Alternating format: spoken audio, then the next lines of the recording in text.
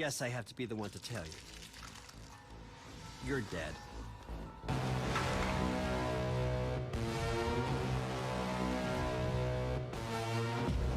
You're obviously new to this whole existence, but truth is, most of you types won't even make it a whole year. We have one rule. You don't break the masquerade.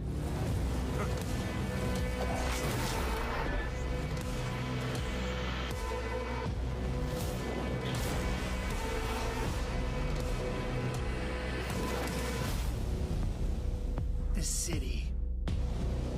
We're all fighting over scraps here.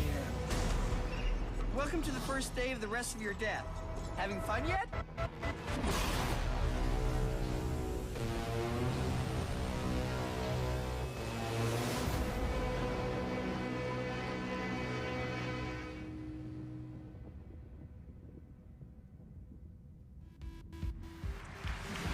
Guys, what does it mean to be a vampire in this world? So in the Empire, what it is, it's kind of a darker version of our world, and the vampires kind of need to keep their presence secret from humanity. So the vampires are kind of staying hidden in the shadows while also needing to feed on human beings and kind of manipulating us in order to get blood. We're talking about feeding on human beings. I'm getting flashbacks to last year's show. Cara, it's not just a case, though, of sucking blood and filling up your health meter, is it? Actually, different types of blood do different things. That's right. So we have the resonance system, which means that essentially vampires can kind of see the emotional resonance of human beings, like fear or desire, and then they can feed on those people to like feel the same things as human beings do, to feel more kind of alive. And that can give you like extra boosts in the game. And there were some really interesting characters in that trailer as well. What kind of relationships are we going to be forming with them as the player? Well, very fragile, very volatile relationships, very mature relationships. So it's going to be a fun time.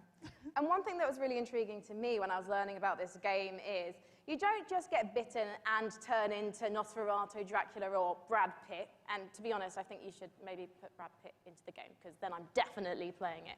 You actually have to adjust to your environment to becoming a vampire, Clara.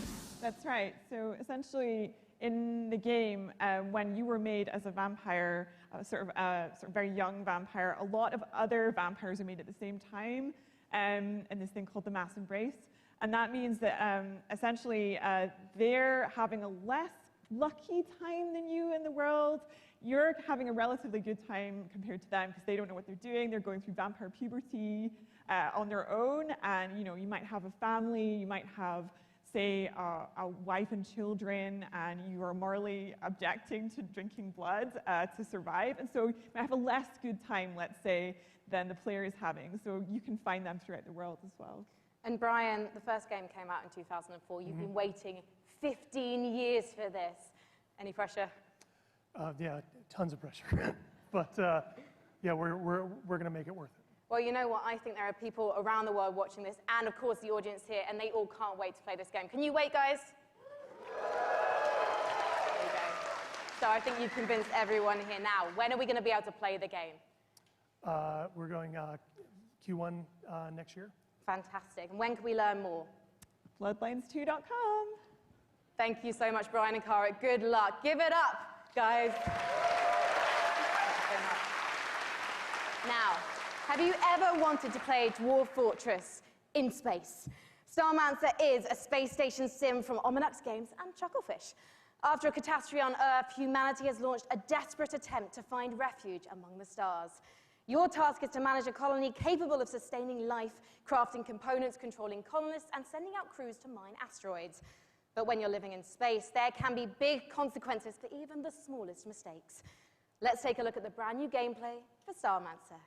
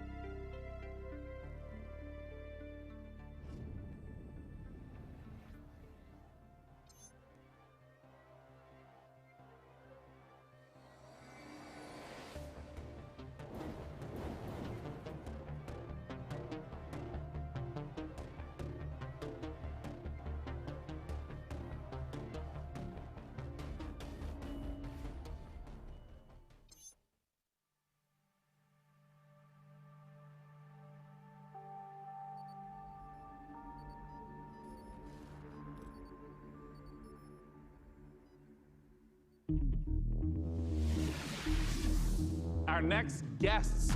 Both started as modders, and now they each independently run their own studio. Let's welcome to the stage, from Tripwire, John Gibson, and from Torn Banner, Steve Piggott. Hey, Sean. Now I understand. Both of you started as modders, working independently, now running your own studios. Talk to me about the collaboration that you started together. Yeah, Steve. So we've known the Torn Banner guys for a long time, even giving them some advice when they were modders, going commercial, helping them not make the mistakes that we made. And we've been friends, and we've always wanted to work together. And now we've sort of formed this independent, former mod team, professional supergroup to get an awesome game out to fans.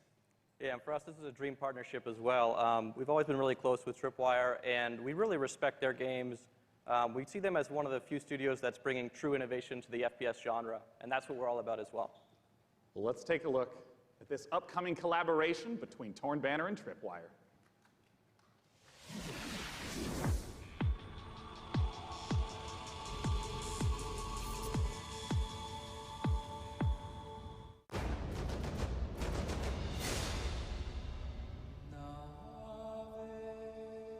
You go first. It's your chicken.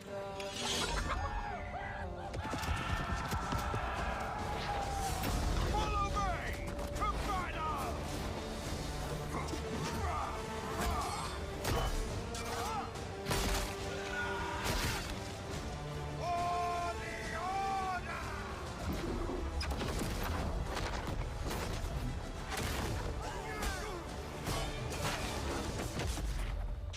them! Kill them!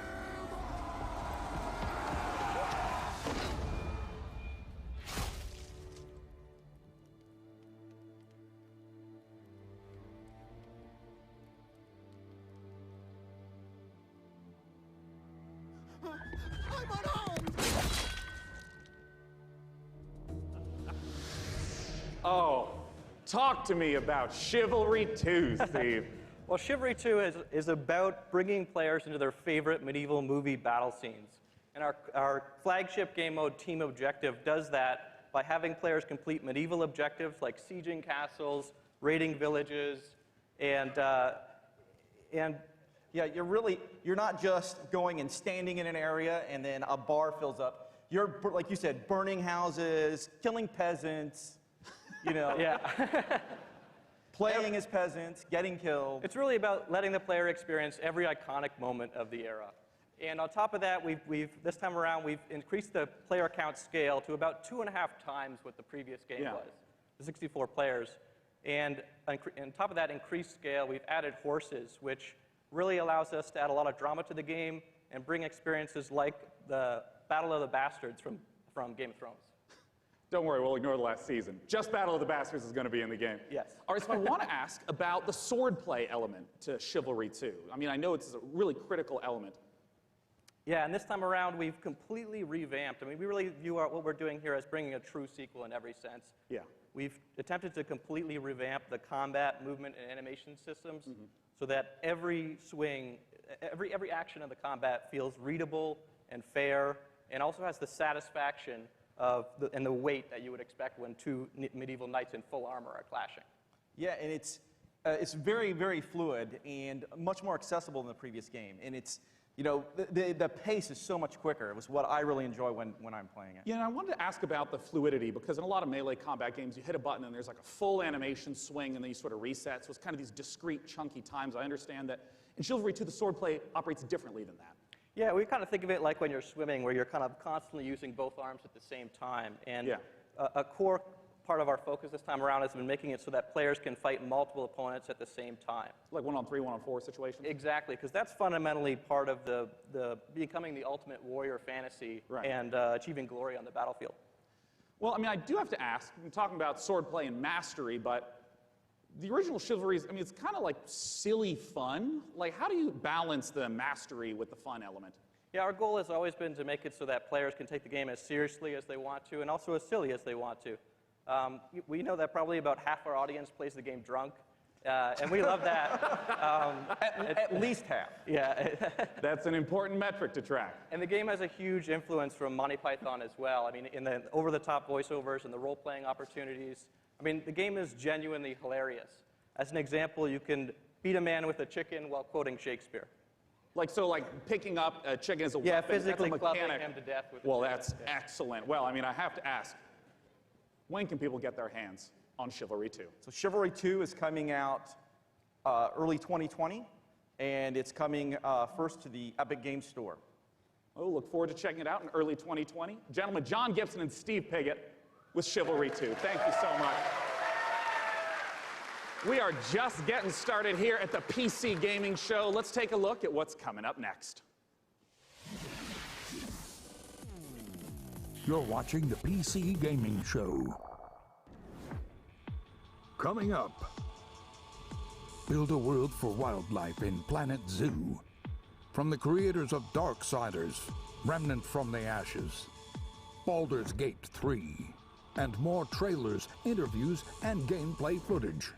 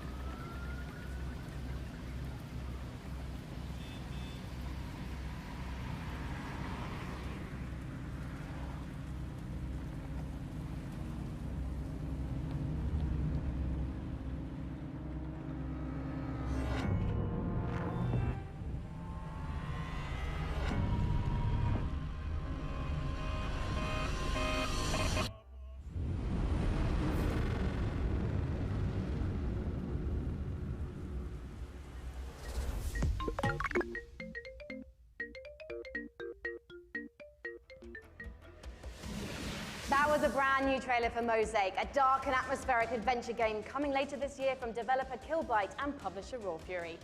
So how are you guys enjoying it so far? There's been some swords, some space stations, vampire puberty. We're listening to your reactions to the PC Gaming Show throughout the entire broadcast, no matter what platform you're watching and ranting on, so keep them coming. Our next game is a ghost-themed multiplayer hide-and-seek game inspired by a popular mod. Charge up your proton packs and get ready for Midnight Ghost Hunt.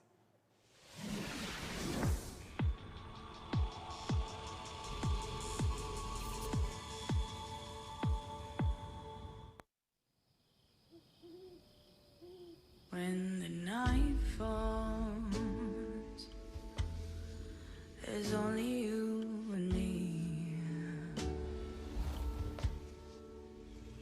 When the night falls, you can count on me. Darling, if you only knew, it'll make you feel brand new. So just tell me, where are you? I got a big surprise for you.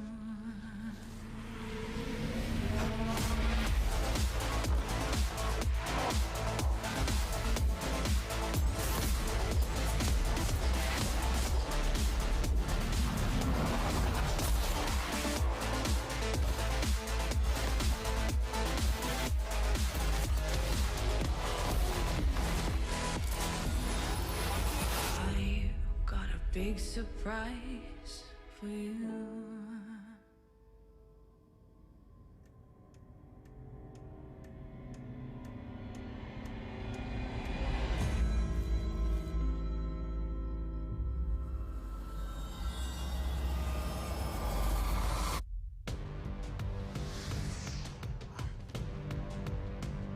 Joining me on the stage to talk about Midnight Ghost Hunt is the dynamic one-man team.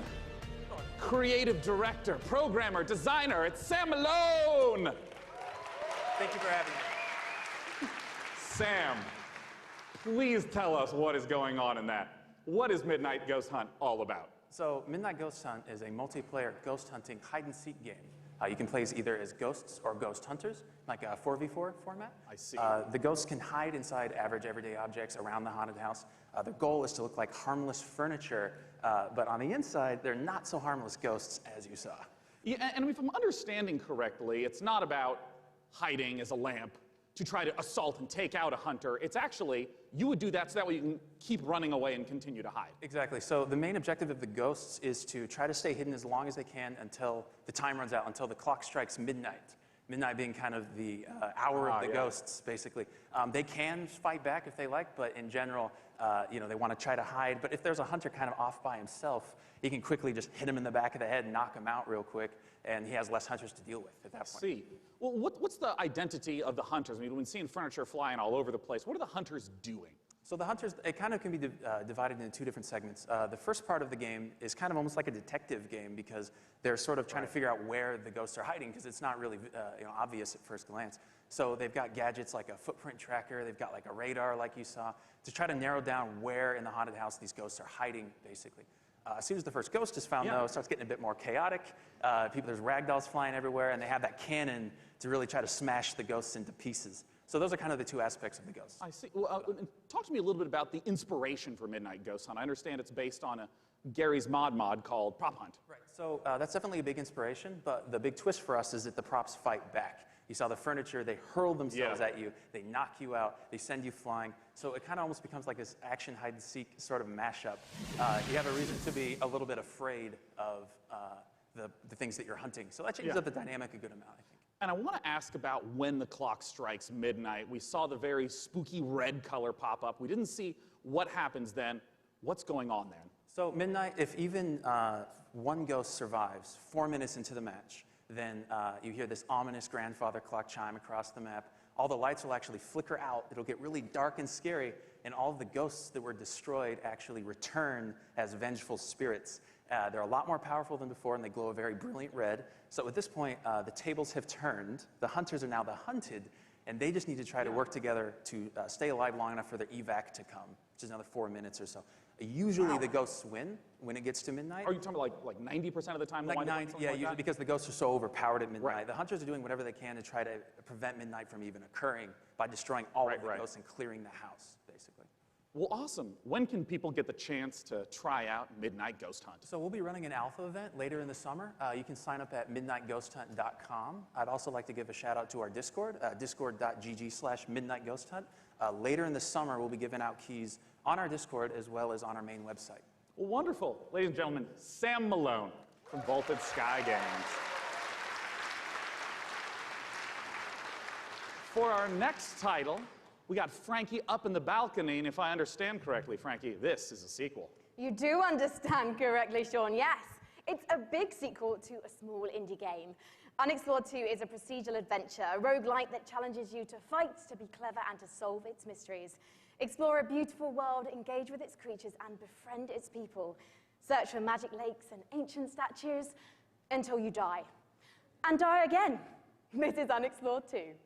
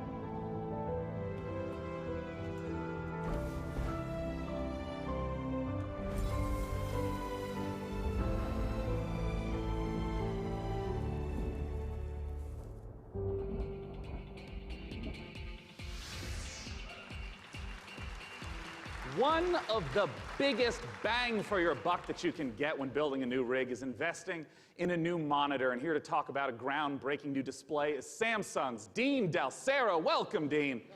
What you got for us? Today we're here to announce the new Samsung C27 RG5 curved gaming monitor. Well, let's take a look.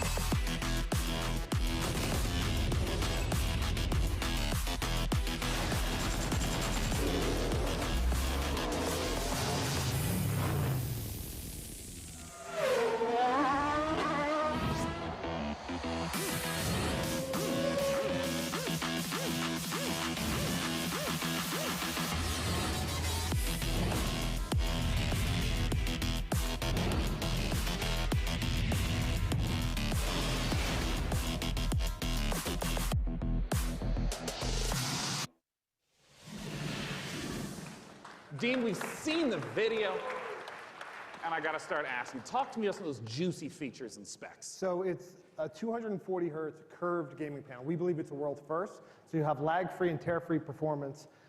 And we think that the curve, it's a 1500 art radius, is going to be a very immersive experience that you wouldn't get from a traditional flat panel. And I wanted to ask a little bit about some of the color specs. Sure, it's a 3000:1 contrast ratio, so you get those deeper blacks, brighter whites, Right. and hopefully you'll see your enemies first before they see you in the dark scenes. Yeah, and I understand it also has G-Sync. I saw that flash up on the screen as well. First G-Sync compatible monitor, so we're super excited about that. Well, since this is the PC gaming show and we're showing off a huge variety of games here, what are the types of games that you would expect that 240 hertz refresh rate and the G-Sync to work well with? Sure, so we think everybody's going to appreciate the speed and the performance, but ultimately, esports first-person shooters are really going to benefit. Right. Well, of course, I have to ask, not just when is it available, but what type of cost are we talking? Sure, so it'll be available in mid-July for under $400 for a 27-inch panel. So it expands our gaming lineup to 8 models. Yeah. Because when you said 400, I mean, that's the 27-inch is the $400 mark. Wow. Yeah, so our gaming lineup will be expanded to 8 models, ranging from 24 all the way up to a 49-inch dual QHD. Check out samsung.com/gaming240 or see us in the back of the room for more info. Yeah, that's right. For any of you in the audience, it's there. You can go there for it. It's not 4K. It's not 4K. Not for that price point. Well, I want to let you know that we have all sorts of great presentations and games coming up. Let's look at what's coming up in the PC Gaming Show. Stay tuned for more announcements, trailers, and never-before-seen footage, including Gearbox answers burning questions about Borderlands 3. The next game from Clay Entertainment. Get ready to rip the galaxy a new wormhole in Valfaris. And more.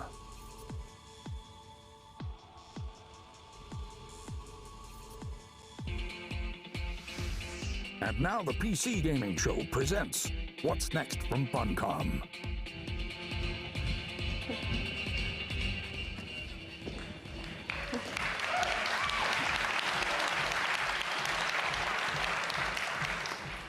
Hello, everyone. Thanks for the warm applause. It's very exciting for all of us at Funcom to be here at the PC Gaming Show for the very first time ever. And naturally, we would like to show some of the cool stuff that we've been working on. So without further ado, here are some of the games coming for 2019. Something strange is going on all across the zone. I don't fear nothing until now.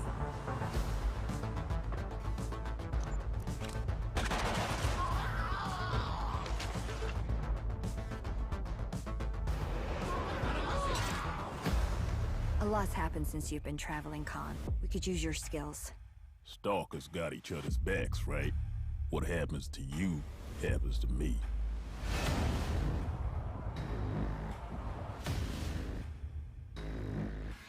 Shockwave approaching.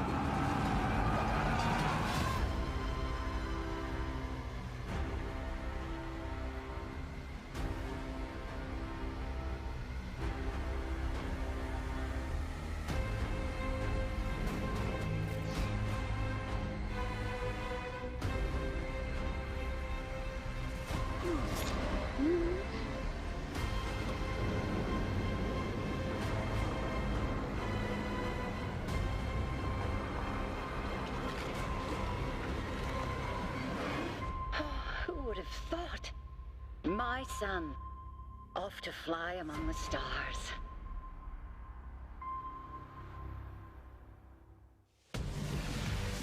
Please welcome to the stage, founder and director of Mighty Kingdom, Philip Mays.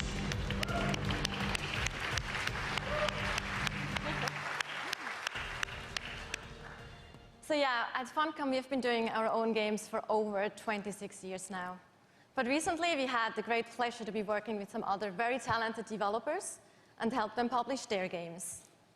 And on that note, I'd like to introduce Phil Mays. He is founder of Mighty Kingdom, a studio out of Australia, who has been working with us on something a little different. Thank you, Natasha. So on April 1st this year, we put out a little trailer for something called Conan Chop Chop. And considering the date, it was perhaps no surprise that people decided that that was an April Fool's joke. So yeah, we have a little surprise for you. Check this out.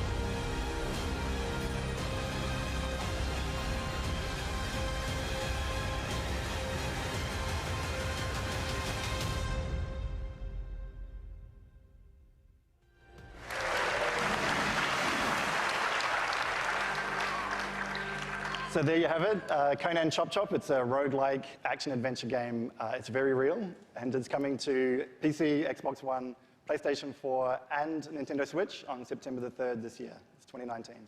We also have a playable version here at E3 at our demo room, so if you want to give stick figure Conan a try, then please don't hesitate to drop by. Thank you. Thank you so much.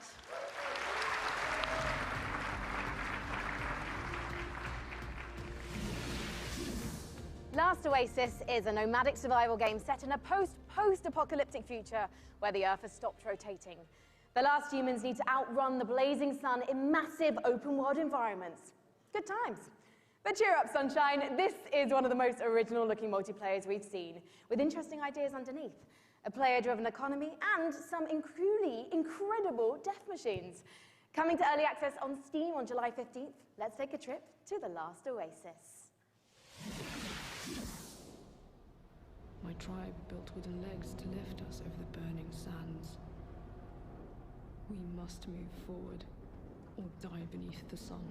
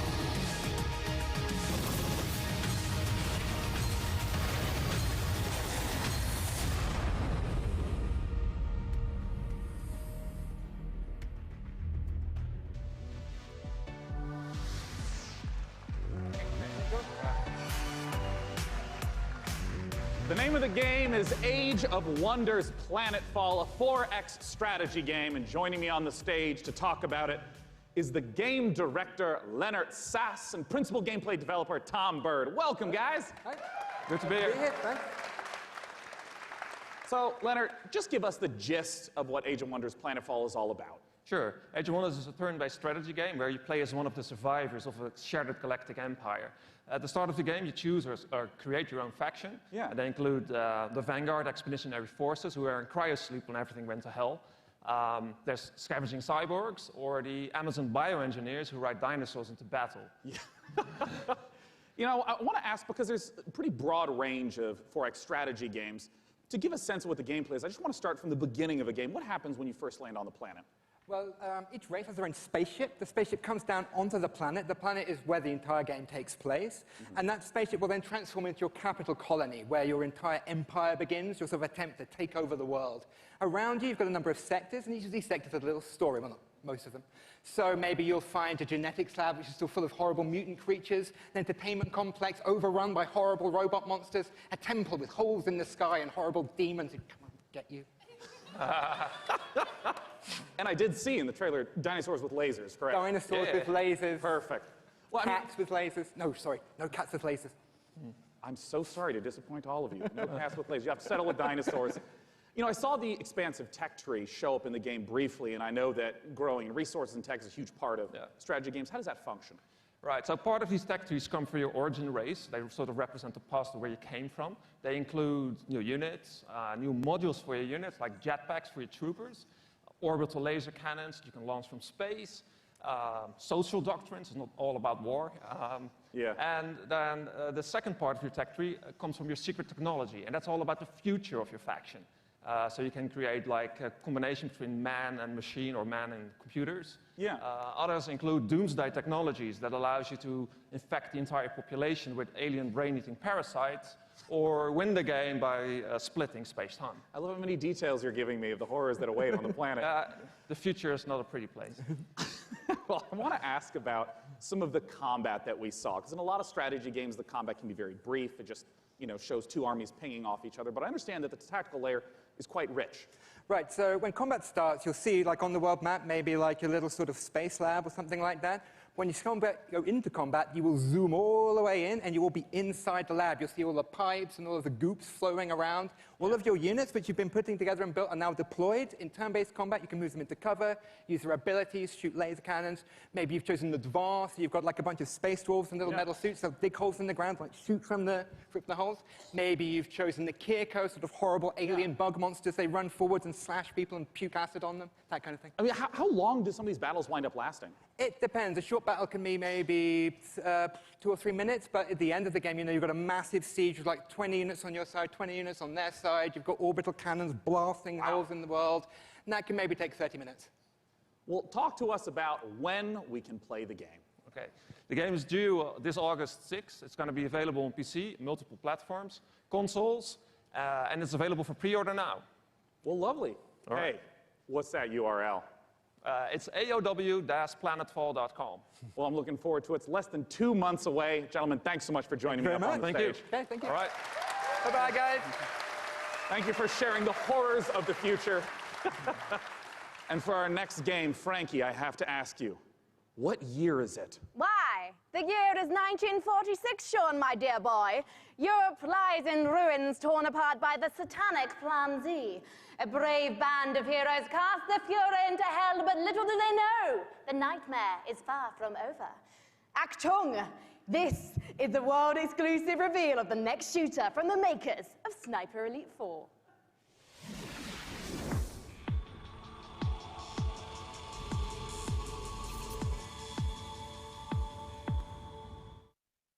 Rated M for mature.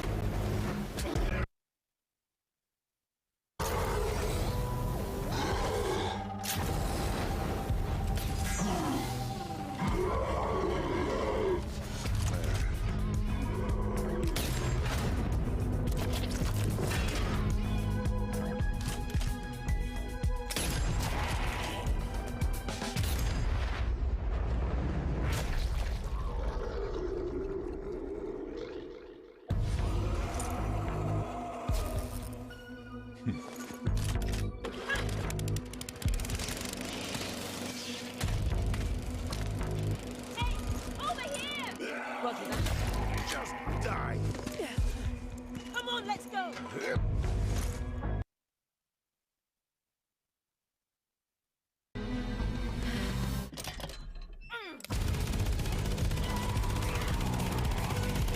This way! Come on!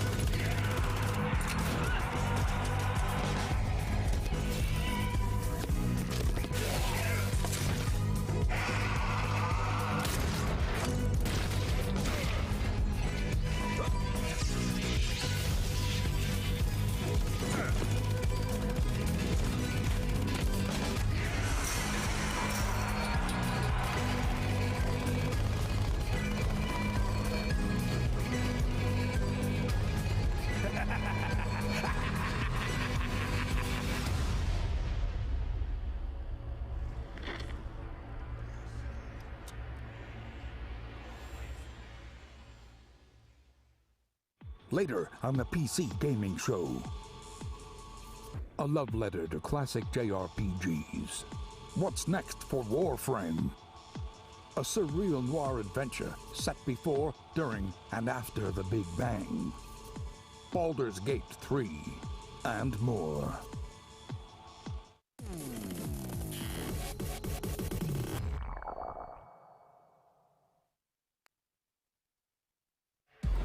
For nearly 100 years, the Root have ravaged the Earth.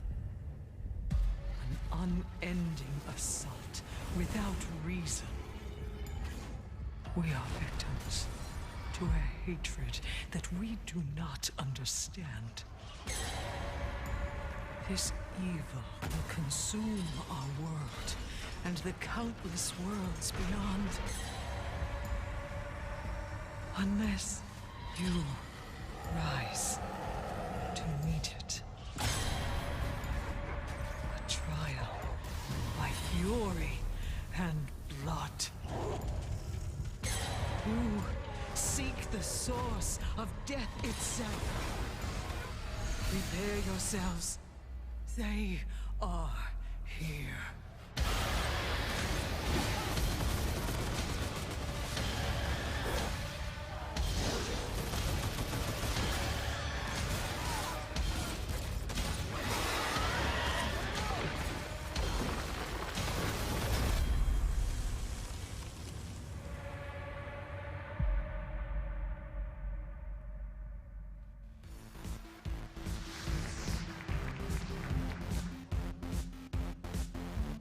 Joining me on the stage to talk about Remnant from the Ashes. In that trailer, we got the chance to see so much new gameplay footage and new environments. Let's welcome the CEO of Gunfire Games, David Adams.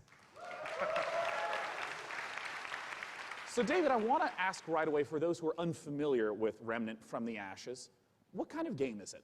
So Remnant's a co-op action shooter set on an apocalyptic Earth and across a bunch of cool fantasy worlds. And I mean, in that trailer, we got the chance to see a huge variety of different environments. Like, what are these different places? Who's the player in this story? So as a player, you're on sort of a Odyssey-like quest to save the world, and we really wanted to have a bunch of different cool locales that you go to just to experience a bunch of different stuff. And you start on Earth, but it rapidly changes very quickly as you get into the game. And we talked about before that replayability could play through it 10 times and still be seeing new bosses, new monsters, new locations. How exactly does that work? Yeah, I think one of the coolest features of the game is the dynamic generation system. So we generate the maps, the enemies, the quests, NPCs, bosses, everything. You've built those all by hand, right? Yeah, it's all hand scripted, but the system takes all the pieces and stitches it together. So you might play the game and come into work and say, hey, I talked to a giant tree and fought a dragon boss, and I'll be like, I met a guy in a helicopter, an old guy in a helicopter, and killed a tree ant. And we'd have completely different experiences playing the same game. And you just have to keep going through and eventually explore what all the possibilities are. Yeah, you can play the game over and over again to see the stuff. You can jump into your friend's world to experience the content in their world, and that's a big part of the game, just jumping in and seeing what you get. Well, I want to ask about loot, which is, I understand, a big part of the game. How does it function alongside this ever-shifting gameplay experience? Yeah, the loot in the game is all legendary items, and it's tied into the dynamic generation. So if you fight a boss or meet an NPC or get a cool, unique side quest, it generally coincides with a cool, unique item. It might be a boss weapon or a magical item or armor. So if you play the game and you get all completely different events, you'll have different equipment than I have. And in the trailer, I also saw that there were 3 people walking through these, and you mentioned the co-op experience. How does co-op function in the world? So the game's full co-op from beginning to end. You can jump in at any point, and the game's definitely slower paced, more difficult. I mean, you will die a lot in this game, so awesome. There's a huge advantage to bringing your friends to come in there and help you take down bosses or fight off different events or just generally progress through the world. Yeah, well, I mean, as a big fan of Bloodborne and Dark Souls, I'm really looking forward to Remnant from the Ashes. What's the release date, and where can people go for more information? So Remnant's coming out August 20th on awesome. PC and Xbox and PS4, and if you pre-order the game now, you can actually get in early and start playing the game August 16th. Well, awesome. Ladies and gentlemen, David Adams from Gunfire Games. Thanks so much for talking to us about Remnant. And as we mentioned earlier, keep those questions coming. I will be asking on stage the creative director of Borderlands 3 everything you want to know. Doesn't matter what platform you're on, just use hashtag PCGamingShow. And until that time, let's talk about our next title. This one was announced 2 years ago at the PC Gaming Show here. It's a game from Clay Entertainment called Griftlands. It's changed quite a bit in the last 2 years. It's now a deck-building roguelike where you don't just fight, but you also negotiate your way through a broken-down sci-fi world. It's going to be available on the Epic Game Store in one short month on July 11th in alpha. Let's take a look at some of the footage of what you'll be playing.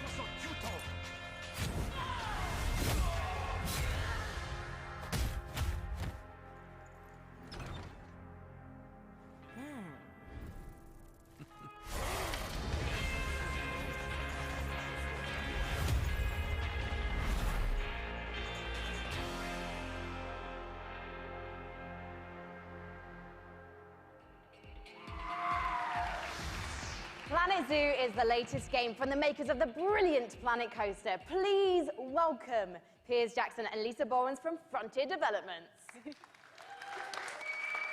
Now, Piers, what kind of zoo are we going to be running here? So Planet Zoo is a new management sim game from us.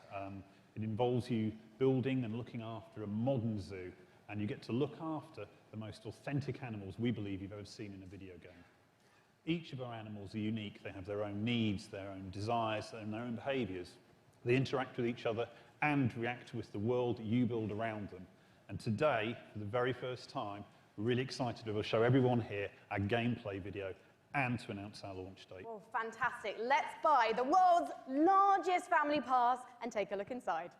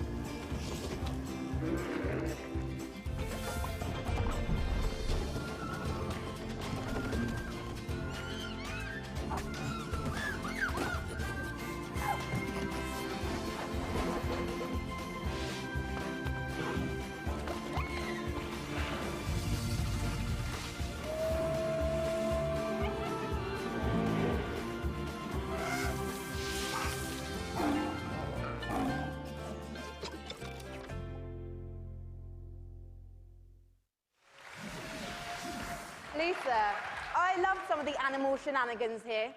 I mean, hippos pooing, Adorable baby elements. It's absolutely brilliant. I can't wait to play it. But before we saw the trailer, Piers mentioned this is a modern zoo, but what exactly does that mean? So nowadays, when you go to the zoo, you're not just going to see all the lovely, pretty animals. You go there, you want to be, learning about conservation. You want to learn about the research that they're doing. You want to be educated. And these are all things that you're going to be able to do in Planet Zoo. And these ideas of the modern zoo is really what we take to heart. And we're going to be promoting, the health and the welfare of your animals as the most important thing to do. And Piers, when can we see more gameplay, and when are we going to be able to get our hands on it ourselves? So we're obviously demoing the game all this week at E3, but most people aren't going to be able to see that. So we've recorded our presentation. Lisa's done a fantastic voiceover for it, and we'll be releasing that onto Frontier's YouTube channel. That goes live this Friday at 11 a.m. Pacific time. Well, fantastic. I cannot wait to watch. Thank you so much for joining us, Piers and Lisa, everyone. Next up, we have a very special guest all the way from Japan.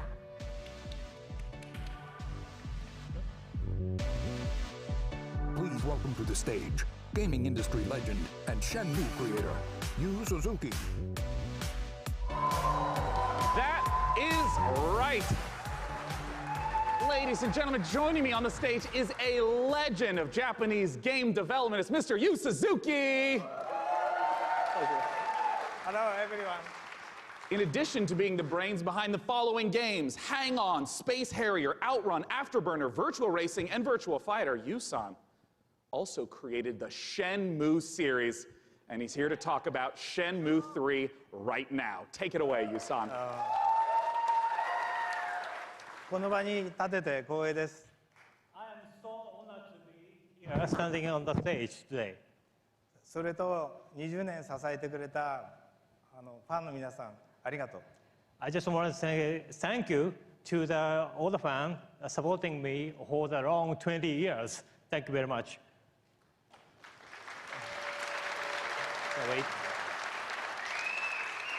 The wait is nearly over.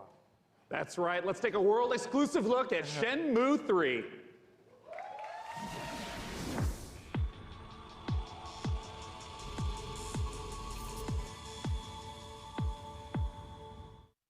Honestly, I don't think your kung fu is strong enough. Grandmaster, I...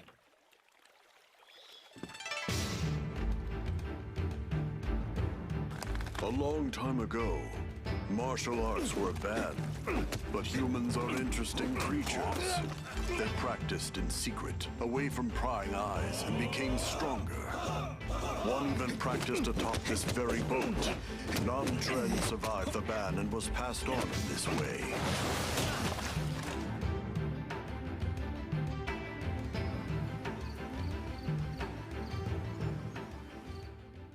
What did you say to me? Stop it. They threaten and extort money from shop owners, get drunk by noon, and cause trouble. Everyone in town is afraid of them. They are heartless. Hey, wait right there! Okay.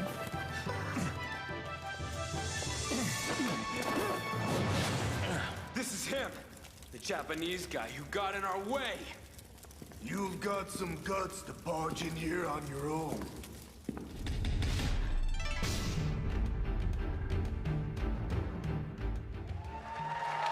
I know so many people have been waiting for Shenmue 3. I would like to once again thank you so much. Thank you, Yu-san, for joining us today. Thank you. Cheers. Thank you, everyone. Thank you. Now our next title is near and dear to my childhood heart. It's based upon a game I grew up playing called Heroes of Might and Magic 2. Let's take a look at an upcoming collaboration between Coffee Stain Studios and Lava Potion.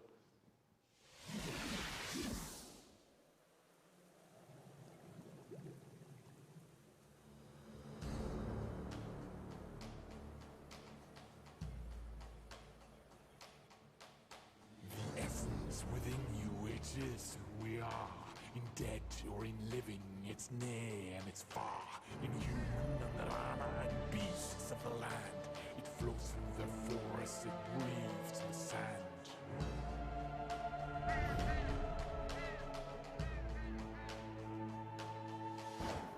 Lightning and thunder and crackling waves, a land torn asunder by night and by day. The Empress eternal with death and decay, to march upon cities with frost and with fate. They gather the wielders and build mighty walls, resisting, revolting, their armies will fall. So wield all the power of those you command, and draw out their essence to hold in your hand. Unleashed on them all, so in these final hours, we'll raise every bill to take back what was ours.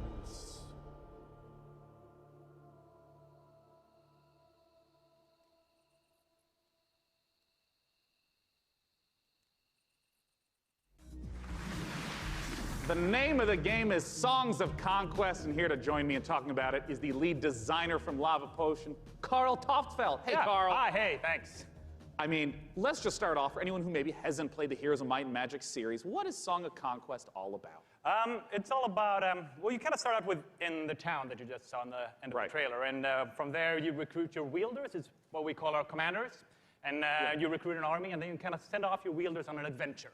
And they go exploring the world, they pick up resources to flag mines, and with those resources, you upgrade your town so you can get more stuff, and that's kind of what you do. Adventure and strategy combined. Yeah, and you know, I know that part of the core loop is obviously get the resources to build up the township, but for what reason? Armies, man. Talk to me about those juicy battles. Yeah, so the battle, just like the whole game, is turn-based. So you go into combat, you bring all your troops in, and you start by deploying them, and then all the troops have different stats, like offense and defense and health and so on. And they go in initiative order, and then you slug it out, and it's a bit like chess, but instead of like pawns and bishops, you have like horned wands and face spirits. Great, and griffins and so on. Yeah, and all those things. And well, you know, as someone who just loves the Heroes of Might and Magic series, I know that you have translated a lot of the gameplay elements into Songs of Conquest, but what are some of the modern elements that you're bringing in? Well, there's a lot of it, but I mean, one of them is our magic system. We call it the essence. So basically, in the Songs of Conquest universe, everything has an essence within there. It's sort of like the soul. So your troops, they have an essence. And to do magic, you need to bring the troops with the right essence with your wielders. Oh, I see. So if you want to like make your troops go faster, you need to bring a troop that has that essence, like cavalry. And maybe to ask a basic question, what if my opponent kills that cavalry? Then you can't do the magic. So. Oh, I see. Okay. Yeah. So if you're fighting someone, you kind of have to like weigh the pros and cons of what to kill off. Like, do you want to destroy their magic or their powerful troops? Where can people go to get more information? And as always, when's it coming out? Late 2020. Oh, it's quite a ways off. It's quite a ways off, but you can go to songsofconquest.com and sign up for alpha, and then you can play earlier. Well, as you know, I'm really looking forward to playing it, Carl. Thanks for joining us. Thank you. Now, our next title is an update to a popular co-op game. Let's see what's in store for Vermintide 2.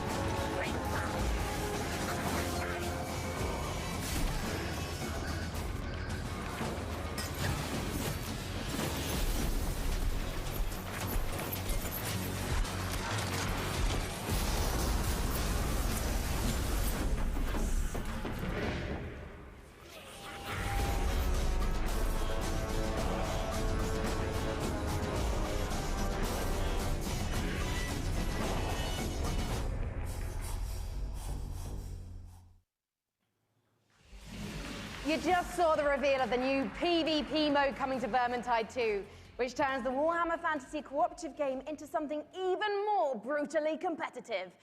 It looks deliciously vile, and surely dismembering Scraven is so much more satisfying when you know you're going ham on a fellow player, making him or her cry little baby rat tears behind their computer screen.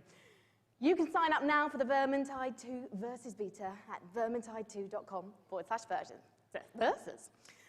In Per Aspera, you're an artificial consciousness orbiting Mars, whose ultimate purpose is to terraform the planet, starting from a single drone in your landing site and turning the planet into a flourishing second home for humanity. Courtesy of developer Talon Industries and publisher Raw Fury, here's a first ever look at Per Aspera. As we all know, reaching the Red Planet was not humanity's greatest achievement. Transferring the complexity of the human mind to machines was. So they can succeed where we failed. So they can build us a home on that distant, dusty rock. Today, Amy reaches Mars and begins their mission. Amy, are you with us? Of course, I'm with you, Houston.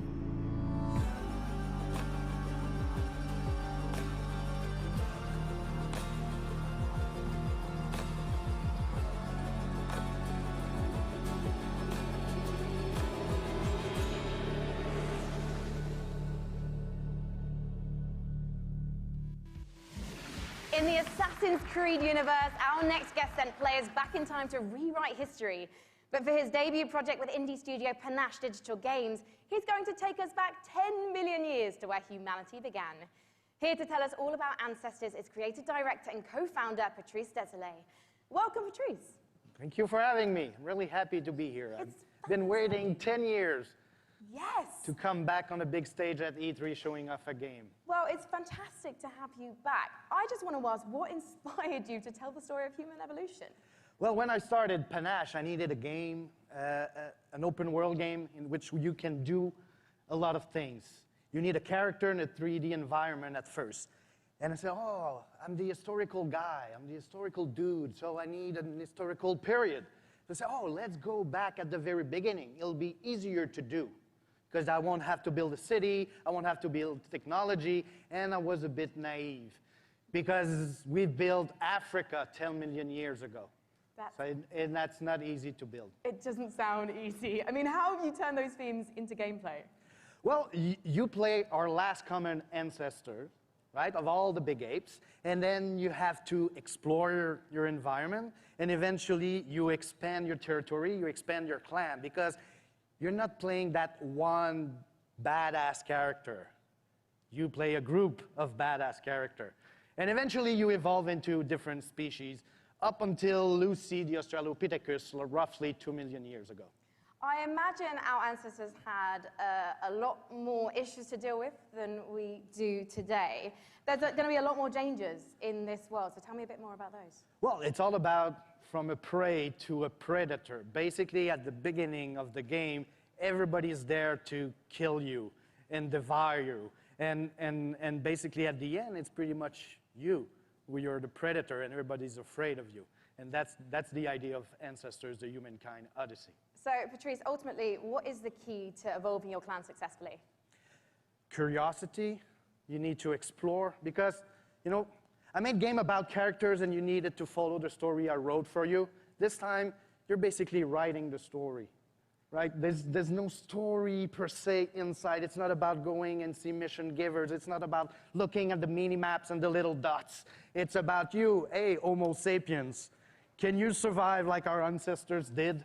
And that's the question I'm asking the players. It'll be, for you to answer that question, August 27th. Well, I was on PC first. I was going to ask you when we can see it, and you answered my question first. Thank you so much, getting Patrice. good at this. As Patrice says, Ancestors will be released August 27th, and you can learn more at ancestorsgame.com. Thank you.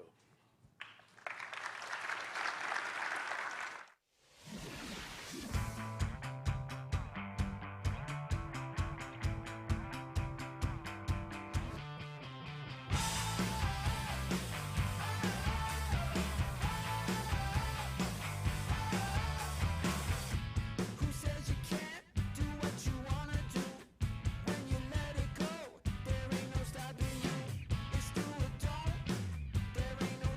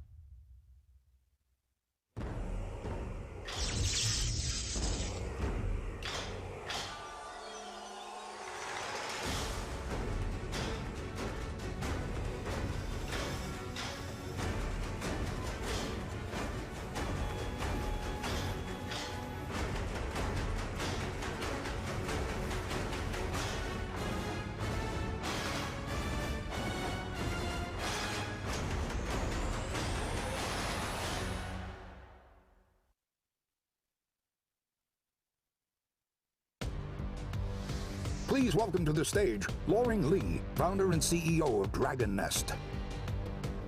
Indeed, auto chess has turned out to be a sensation, with hundreds of thousands, millions of players getting a taste of it. And here to talk about its coming to PC is Loring Lee. Take it away, Loring. Yeah. Hello, everyone. I'm Loring Lee. Yeah. Hello. Yeah. I'm the CEO and the founder of Dragon's Game. Dragon's Game is a game developer and publisher, comes from China. I'm so happy to be here today on this stage to introduce our game, Auto Chess, to all of you. This is really an exciting moment for us. As the trailer says, this is a real engaging game of auto chess. Dragon's Den now is working with the creator of auto chess, Jodo Studio. We are working together to bring auto chess to our world, both on PC and mobile, so that everyone from anywhere with any device can enjoy the same fun of auto chess. Now we are building the PC version by using the gaming engine of Unreal Engine 4. As everyone knows, Unreal Engine is one of the best gaming engines of the world. With the help of Epic Games and by the power of Unreal, I believe we can finish our job quickly and efficiently. And today, I'm very glad to announce the PC version of Auto Chess will be coming to the Epic Games Store. I look forward to all of you playing Auto Chess on PC later this year. Okay, thank you everyone. Thank you, Loring Lee. Yeah, cool. Thank you. Thanks so much for sharing the news with us. Once again, Auto Chess, if you have not played it, you must check it out. It is so fun. Our next title with Frankie up above, I understand is an inspired indie game. We'll find out, Sean, because one of the things we love about PC gaming is the way that game creators from all over the world can draw inspiration from one another's work. Chris Tales is a great example of that, a gorgeous indie love letter to classic JRPGs developed by a team in Colombia. Chris Tales' spin on the genre brings a unique perspective that lets you see the past, present, and future on one screen at the same time. So you'll see the future change based on your decisions in real time. Here's the world-exclusive reveal of Chris Tales.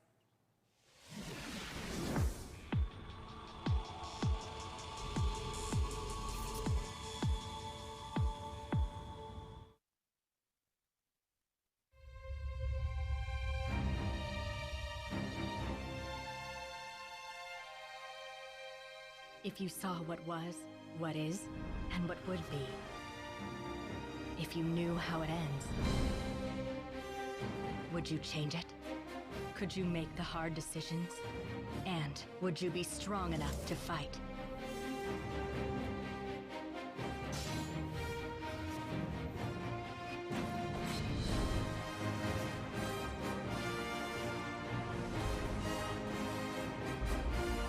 If you learn from the past and act in the present, you can rewrite the future.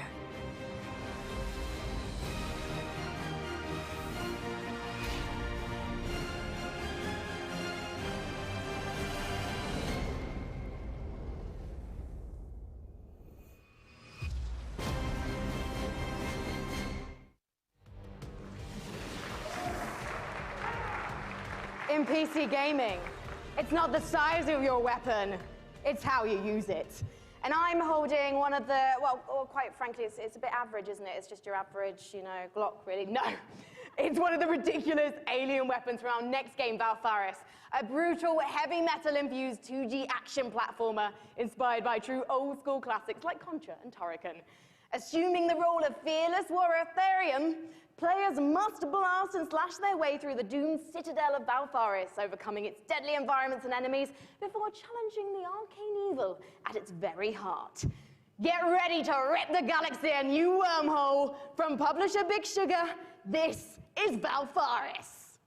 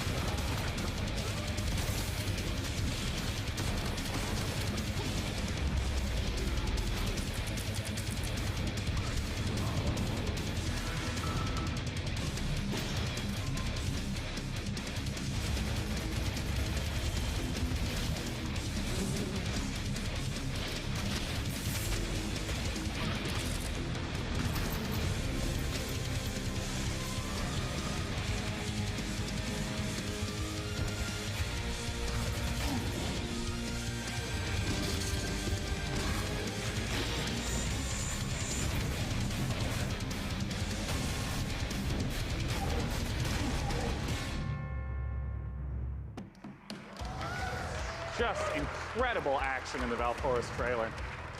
I'm very excited for our next guest. In case you have not been in downtown LA, E3 is covered with Borderlands 3 art. It's amazing, it's beautiful. And joining me is the amazing and beautiful Paul Sage, creative director of Borderlands 3. Beautiful's a new one, thanks. Yeah, there you go, Paul. Right. Welcome. I mean, there's been so much hype around Borderlands 3. What's the stuff you're really excited to be sharing this year at E3? Oh man, so we've talked about our Vault Hunters. Well, this time we get to talk about Mose.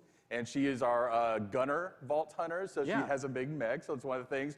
All about loot. We're talking about, the different loot, such as shields, grenades, those things, going to different planets, so a lot of stuff to talk about. Well, I mean, I want to start right off with Mose. Tell us everything you can about her. Okay, yes, I'll tell you everything I can. So Mose, again, like I said, she's a mech pilot. She has this big mech, it's called Iron Bear. She gets into Iron Bear. Yeah. We have multiple action skills, which means that she can equip either a minigun or a railgun or a flamethrower. If you want to barbecue your enemies, something like that. Oh, nice. Mix and match. Yeah, Mose is a terrifically fun character for us right now. Now, we've been excited to be collating a whole bunch of community questions. We're going to break them into two categories. First, there's a whole bunch of repeat questions that I want to make sure we get to right now. One of the big categories is about loot, because you've mentioned having a billion guns earlier, but what can you tell us about some of the other gear, the other progression systems in the game? Yeah, so let's talk about grenades, like one of my favorite things that we don't get to talk about a lot. So in the past, we've had grenades that they've had like one thing. They can bounce, they can stick to different things, This time, we're combining like all of those things. So for instance, the other day I was playing and I threw a grenade and that grenade had a bounce, it would stick, an explosion would come out, and the grenade would fire guns as it was going through, right? So we have like a ton of different grenades that are in there.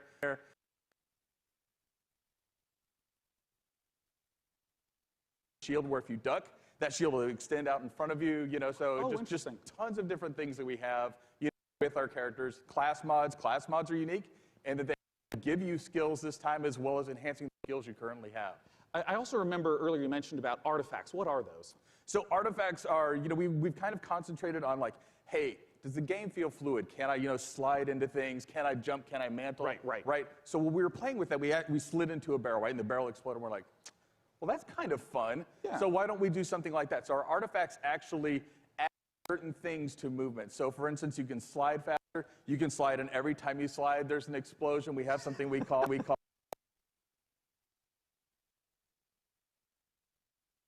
second category of questions unrelated to loot. Well, there's going to be a single-player campaign. What's going to be happening after the campaign? What are some of the beyond the single player, maybe end game content that you can talk about? All right, end game content. Okay, well, it's E3, so I'll give a little bit. So we have this thing what we call the Guardian system. So for those people who played Borderlands before, you might remember Badass Ranks. Badass Ranks, you can get, is basically kind of an infinite progression system that added to your stats. Yeah. We doubled down on that. We have what we call Guardian Rank. And Guardian Rank not only has that infinite progression, but it has skills and different skins that you can open up as you go through. And the cool thing about that is like every character that you play on that account gets the benefits of Guardian Rank. Oh, interesting. All right, last category we're going to go through, and then we're going to hit some rapid fire questions. How do the boss fights in Borderlands 3 compare to Borderlands 1 and 2? I know those were big aspects. How do you build upon that? Right, so I think of a boss fight, like I'm an old school Nintendo fan, right? So I love huge boss fights that have like three phases and stuff like that. So now those people, smart people in the audience know that we've talked about going to vaults instead of vault, right? And so there are different like huge boss encounters there that are just, multi-phase boss encounters. We have like a lot of different mini bosses throughout the game, so a lot of different boss encounters throughout the game. Well, now I want to ask some really quick questions that should be yes or no, very brief. First, from Castore, how will you be handling multiplayer? Multiplayer, we will basically be allowing anybody to jump in at any time, so. Awesome. From MHL Animations, can I pet the gun? Great question. I'm not here to judge what you do with your gun, so that's a personal question. All right, great. Sam Wiseman asks, is Maya's new companion a siren? People are asking the right questions. That's what I will say about that. Oh, you tease. Sorry. All right, from Ironic Sanguine says, is Tiny Tina going to be seen fighting alongside the Vault Hunters? Yes. Nice. All right, I'm just going to blast through a couple more as fast as I possibly can. Right. What's the level cap at launch? 50. Will we get to see flak? Yes. Will we see golden keys and or shift codes for Borderlands 3? Absolutely. Will there be duels? Yes. Other kinds of PvP? Yes and no. And also maybe. And Perfect. maybe, yeah. And you'll be able to transfer weapons between your characters. Absolutely, right from the start. Perfect. And when is the damn game coming out? Friday the 13th, 2019, September 13th. Perfect. Borderlands.com for more information. Thanks so much for joining me on stage. Sean, thank you. And once again, if you have not seen all the setups in downtown for Borderlands 3, they're beautiful. Our next game, we're going to be revisiting a guest that we saw earlier in the show. He's upstairs with Frankie. What you got for us? Oh, hi, we're live. Sorry. Hello, I was just, I was actually testing out my outfit for this weekend. I don't know, what do you think, John? I think you look really sharp, as always. Very sharp. Well, thank you so much. John Gibson, president of Tripwire, thank you for joining us again on the show. Yeah, very excited to be busy here. man, yes. Yes. Now, last year, we revealed Man-Eater to the world. And can you remind anyone who missed it what the game's all about? Absolutely. Man-Eater is an open-world action RPG, or Shark PG as we call it. You start as a small baby shark pup, and you have to survive in this harsh world and try to eat your way to the top of the ecosystem. The three words that we think sum the game up the best are eat, explore, and evolve. And we also have someone we'd like you to meet. Well, let's meet him then. Let's take a look at the new trailer.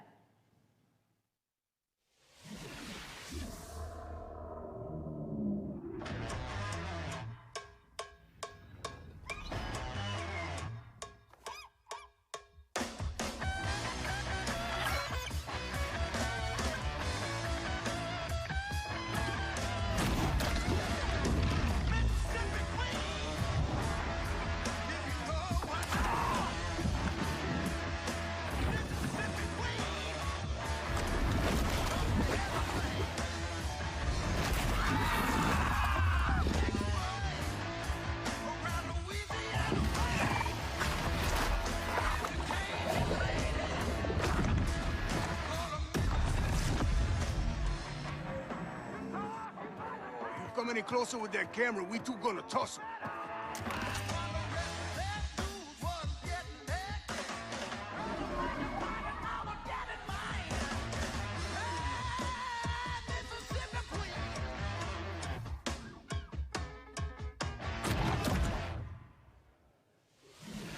John,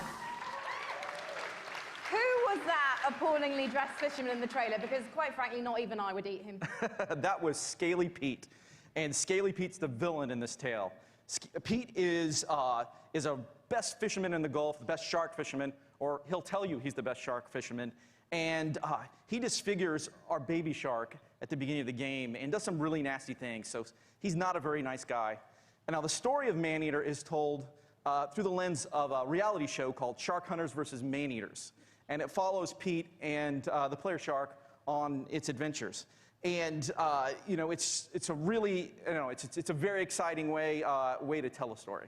And based on that trailer, to be honest, John, it looks like your main goal of the shark is to just bite everything. Yeah, there is an awful lot of man-eating going on in this game. That is the name of the game. And but we'd like to think of the game as a shark-tastic fun action game. It's like GTA if you were a shark. But there's there is more to the game than just eating, so we spent a lot of time moving through the water, breaching out, and adding abilities to go up on the beach for an afternoon snack. There's a lot of exciting things that you can do in the game. And you mentioned before it's a Shark PG. How does that progression system work? So there's three facets to the Shark PG elements of the game. There's growth, there's life phases, and there's evolutions. So growth comes about through eating things, nutrients, people, whatever you can find. And that's kind of like your XP in the game. That allows you to level up, your shark will grow a little bit, you'll get more powerful.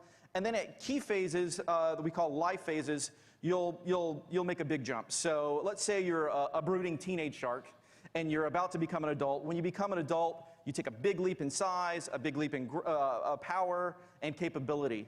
And then as you reach these life phases, you unlock evolutions that can be applied to parts of the shark's body. For example, you could get metallic teeth that allow you to shred boats, or a powerful tail that allows you to jump to incredible heights, or you could get mutated lungs that allow you to spend a little more time on the beach getting those afternoon snacks. Just really quickly, John, everyone's wanting to know this question. When's it coming out? So we're really hard hammerheading away at this game and trying to make it the most awesome shark RPG ever. We're not ready to announce a date, but we're pretty certain you're going to see it before the next PC gaming show. Well, I hope we do, John. Otherwise, I'm going to have to start biting people. In fact, I'm quite hungry at the moment, so I think actually I'm going to find an audience member because you guys look tasty. So I'll see you in a bit. I'm just going to have a snack. Thank you, John. Thank you.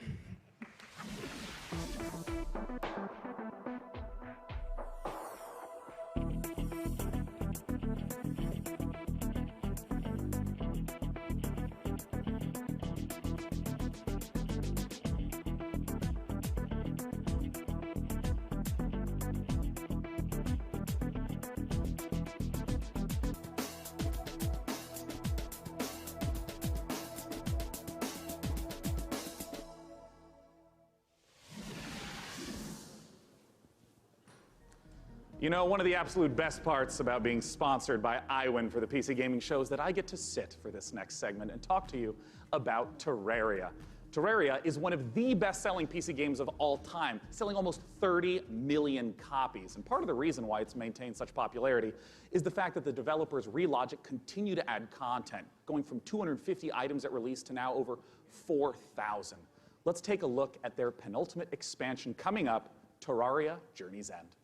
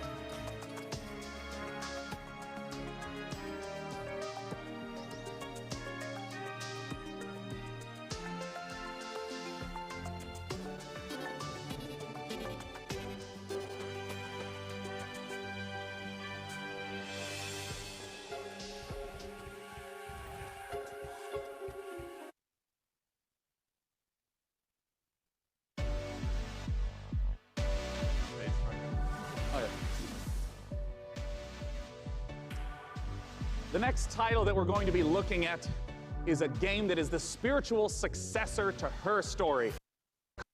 Live by Anna. Piece together.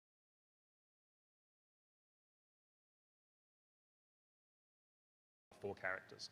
Something has gone terribly wrong, and it's up to you to figure out what and why. It's time to take a look at some of the gameplay mechanics and see Telling Lies in action. Let's take a look.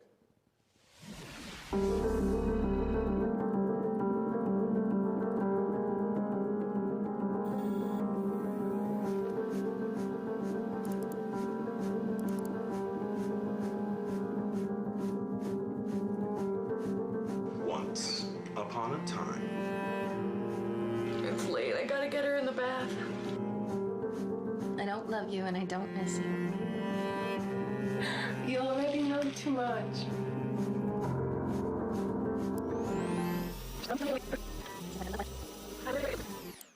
It's late. I gotta get her in the bath. Alright, love you. Wait, love you.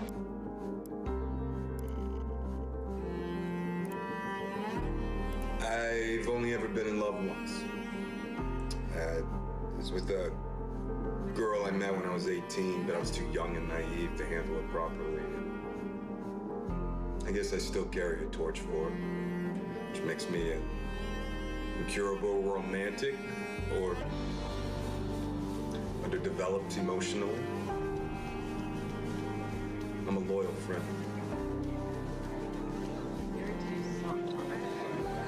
A man died in my house at work today. We haven't done anything. Oh, Sam, I got some questions for you about what we've just seen. I mean, talk to me about the mechanics. I mean, I saw, subtitles up, highlighting, and it was loading more video footage. What's going on? So what we do in Telling Lies is we take all of the exploration you would have in a normal video game. So all that walking around in a 3D world. Yeah. And we apply that directly to the story, to the footage itself. So you're going to be scrubbing around in these clips, paying close attention, and you're going to be picking up on the subtext, listening to names, people, places. And with that information, you're going to use that to find more clips, dig into those, and over time kind of build up this picture of the story. And it's truly like an open world video game. Well, I mean, a lot of times with open world video games, they talk about, the square kilometerage or miles in America. What's the sort of scope that we're talking about? Like, how many hours of footage is there? So we got like over 10 hours of footage here. Wow, so really? It's a story that encompasses like 2 years. What I wanted to do with this one was, like I say, really embrace this idea of it being an open world game. You're free to explore and follow your curiosity. Just lose yourself in this story, all the characters. It's this huge, messy, colorful story that we're trying to tell. Well, I'm curious, Logan, as a performer in this kind of game, what is it like to actually try to have all the layers in there for each performance, also not knowing when a player is going to be seeing the specific footage you're performing? Well, it's definitely a non-linear open world game, but our approach and Sam's approach was not unlike a movie or a TV show, and we had to understand it A to B. And so for the most part, that's how we shot it. Obviously, when you're shooting a movie or a TV show, and in this case, a game, you're going to be shooting out of order. But we actually stayed pretty linear in how we approached the story. And we went after it like all the other times we're actors. We just went after intention and what do we want, and we tried to make it as deep. It's got a lot of scope. But we wanted to make it as deep as possible, and Sam is one of the best movie or TV directors I've worked with, so it was very similar. Nice. Yeah, look at you too. Now, of course, I do want to stress to any of you, if you have not played Her Story, it's quick to play through. It's absolutely brilliant. Please check it out in the meantime. But we're, of course, waiting to find out, when can we play Telling Lies? Very soon. Very soon, I promise. We'll have a date soon. Right now, you can go to Steam. You can wishlist it on Steam. We all love Steam. And yeah, very soon. We'll be showing a little bit more during E3, and the game will be out, very soon. Fantastic. Desperate to get it out there. Yeah. And people to play it. As soon as humanly possible. Well, Sam, Logan, thanks so much for joining me on stage. Once again, Telling Lies. Now, up on the balcony, Frankie's going to be talking to us about a game that my friends, year after year after year, keep telling me I have to play because of how much they've improved it. Frankie, what's going on with Warframe? Well, one of my favorite parts of last year's show, aside from being upstaged by a giant duck, was getting a glimpse at the future of Warframe. And here with the latest look at the next expansion to the universe is Space Mum Rebecca Ford. So, chat, behave yourselves, please, because Mother's here. Now, Rebecca, what are we about to see? We're going to take a look at an amazing trailer that our team has put together. A lot of our players have been waiting a year for a look at what we've been calling Railjack, so it's about time to, see what we've been doing. Yeah, let's take a look.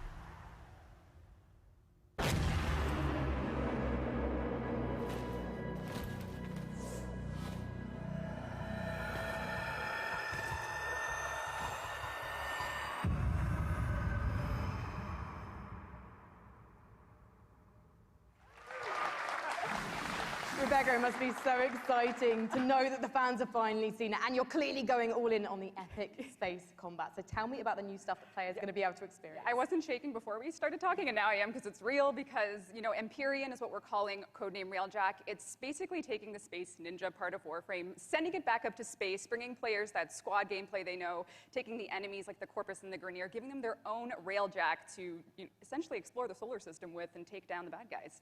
And when are fans going to get to see more? Well, TennoCon is in London, Ontario. It's July 6th, and you can come watch it online on Twitch. We're going to be showing a lot more in our keynote for what Empyrean is going to be. Well, today I'm getting a feel for the suit. So what's the deal with that sweet-looking Necros Prime? How do I get my Tenno arms into it? I cannot say that on live television, but you know, there are ways. But yeah, you just have to link your Warframe account to your Twitch account. If you watch 30 minutes of our Tenno live show, you can get it. But hopefully you stay for the whole hour, because we got lots to show. Well, thank you so much, Rebecca, and good luck with TennoCon on July 6th. Thank you. Okay, now we've seen some amazing stuff today, but nothing quite so gloriously strange as our next game.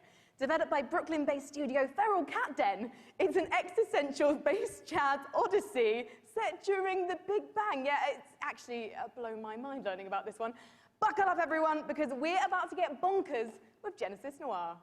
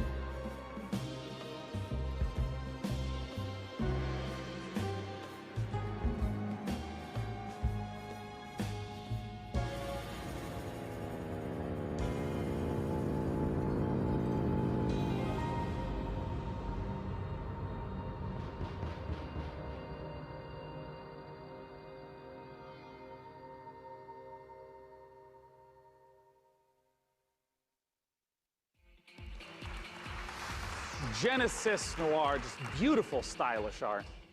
The next game we're going to take a look at is the twist on the stealth genre. It's called El Hijo, where you play as a 6-year-old trying to escape a monastery and find your mother using toys and tricks to avoid monks. Let's take a look at this gorgeous spaghetti western-inspired project from Studio Handy Games.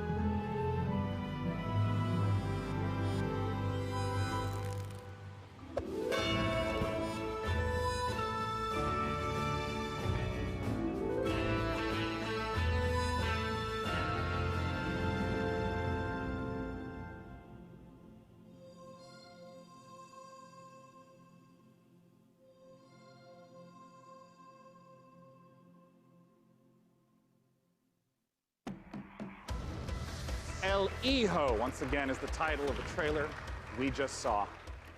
For our final guest tonight, please join me in welcoming from Larian Studios, CEO Sven Vinke, and from Dungeons & Dragons at Wizards of the Coast, the creative director of Dungeons & Dragons, Mike Merles, to talk about Baldur's Gate 3. Yeah! Now, this was only just recently announced. How did this partnership come about? We went to see Wizards of the Coast at the end of Divinity Original Sin 1. Yeah. That was back in 2014. And I tried to convince them back then that they should give us the Baldur's Gate 3 license. And they said, yeah. But we had a long chat about what the vision would be for the game.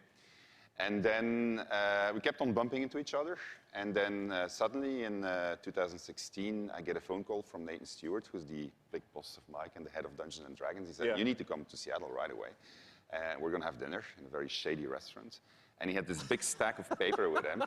And on it was Baldur's Gate 3. And in it was pretty much everything that we talked about. And he says, I'm going to present this to my board. Do you still want to do it? I said, yeah, of course I still want to do it. And then a couple of weeks later, we started negotiating. And here we are.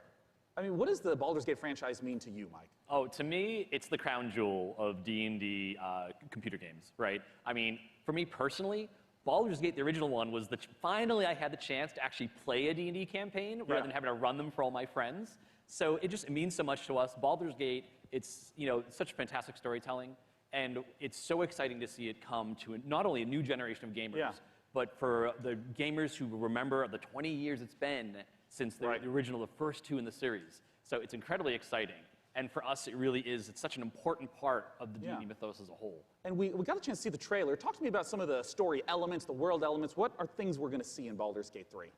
Well, we're only talking about what's in the trailer right now, but obviously you're going to go to the city, because we start with the city. You start outside of the city, actually. There's going to be mind flayers.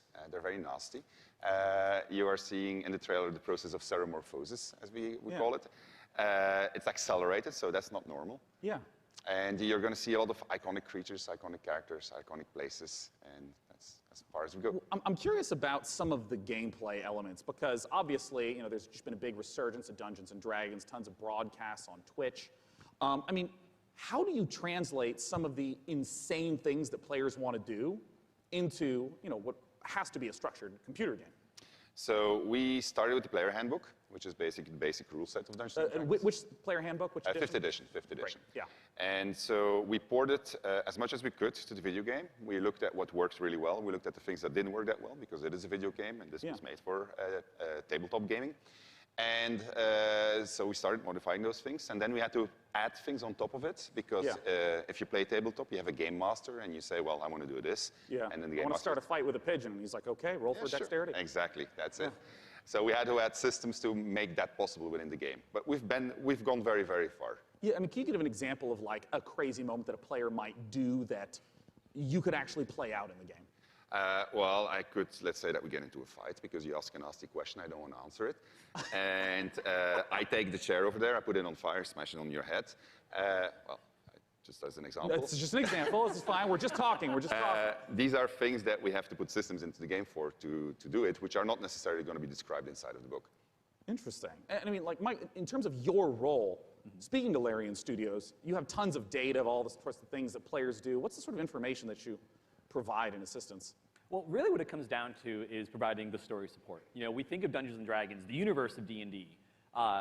It's like a toy box for dungeon masters and players to go into and build their own stories. So working with Larry and working with Sven, a lot of it was just opening up that toy box and sharing it. And giving that kind of guidance, like I remember one of our first meetings, we just laid out a map of Baldur's Gate and the Sword Coast and asking a lot of questions like, what kind of story do you want to tell? Where do we want to go? What are the cool locations we've always wanted to put into a game like this? And then in terms of the system support, what does it mean in terms of the story for each character, for each character race, each character class? So that if you have your favorite class and it's in the game, you really feel like you're taking on that role that you love so much from the tabletop. It's really coming to life in an authentic way in Baldur's Gate 3.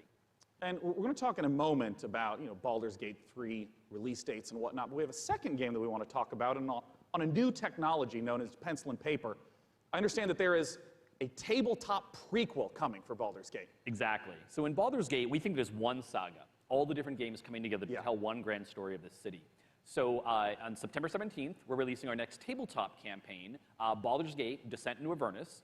And it is the next chapter in the Baldur's Gate saga. And it's a prequel to Baldur's Gate 3. So if you haven't played a Baldur's Gate game since Baldur's Gate 1 or 2, this is your chance to check out on the history. It's been about 100 years since the events of Baldur's Gate 2. Yeah. So this will give you a chance to check in on the city, to see what's going on, its current state, who the movers and shakers are. We also feature a complete levels 1 to 13 campaign that takes you from the mean streets of Baldur's Gate to the depths of hell itself. And sort of pose to the players a question, do you want to redeem Baldur's Gate or send it to damnation? So we're putting that right in players' hands to make that choice. Well, I have to ask Sven, it's a question on a lot of people's minds. What can you talk to us about expected release time frames? So people have been waiting for it for a long time. Yeah. They're going to have to wait a little bit more when it's ready. This is the game that we want to play, so we want to make sure it's really, really good. And then when that's the case, then we'll release it. Well, I know a lot of people have been waiting a long time. And I think I speak for a lot of people here when I say, take your time. If the Divinity Original Sin games are any indication of the quality, it's going to be fantastic and worth the wait. Gentlemen, thanks so much for joining me on stage. Thank you very much. Thank you. Ben and Mike talking about Baldur's Gate 3. Goodbye. Goodbye, guys. Why are they leaving? Well, it's because the PC gaming show has officially concluded. Let's bring up on the stage the fantastic Frankie Ward. Come here, Frankie. Hello. Well, thank you so much, Sean. Hasn't this audience been absolutely fantastic today? Guys, thank you so much for coming out to the 5th annual PC Gaming Show. We want to give an enormous thanks to all of you who tuned in live. We want to, of course, thank all of you who personally showed up this morning, and of course the sponsors who helped make this possible: Epic Game Store, iWin, Frontier, Funcom, Paradox Interactive, Hovercast, Perfect World, Rebellion, Tripwire, and Samsung. As you know, PC gaming is a platform. It's not a publisher or developer, so these sponsors are essential for letting us put on this show every year. Thank you so much. And I gotta ask, Frank, any titles you're excited about? Well, I do love a baby elephant, so definitely Planet Zoo, and slightly more awkwardly, then I also want to eat things, maybe elephants included, so man-eater, of course. I'm personally looking forward to Songs of Conquest, and as you heard, there's games coming out all across 2019 and into 2020. We hope you all have a fantastic E3. It officially begins tomorrow. Big shout out to all the other press conferences. Hello again, Dropped Frames. Good to see you 2 years in a row. We hope you all have a fantastic time at E3 and go play some games and make some friends. See you next year. Bye, bye, bye. Thank you so much. Goodbye.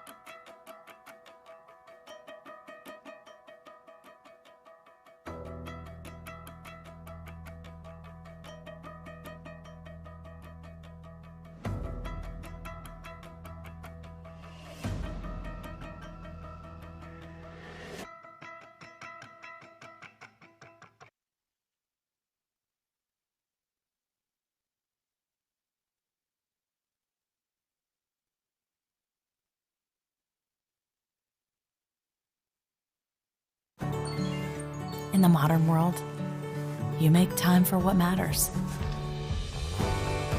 The little things, the big things, the unexpected things. Then sometimes you make time for yourself. We make sure you can do it all with the health, strength, and vitality you were built to enjoy. Ancient nutrition, powering body and mind in the modern world.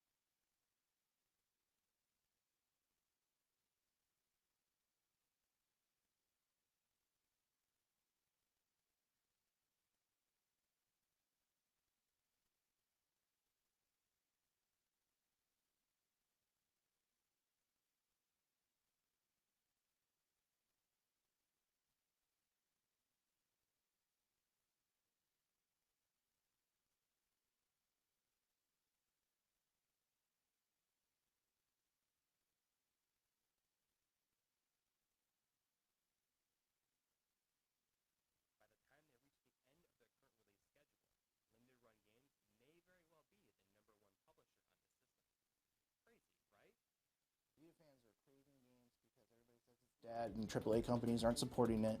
So any release you do for a Vita is like, it's gold to Vita fans.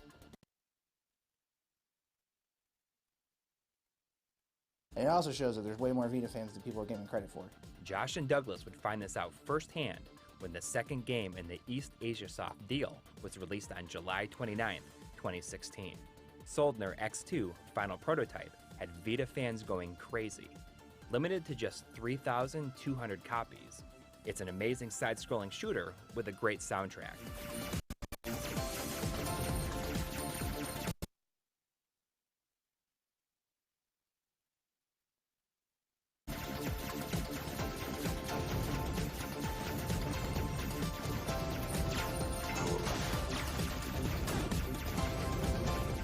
It's possible that demand was just a little bit underestimated.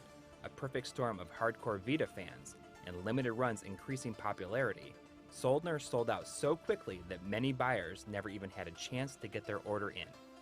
It didn't take long for the internet to make its ire known with claims of making things difficult for the non-collector.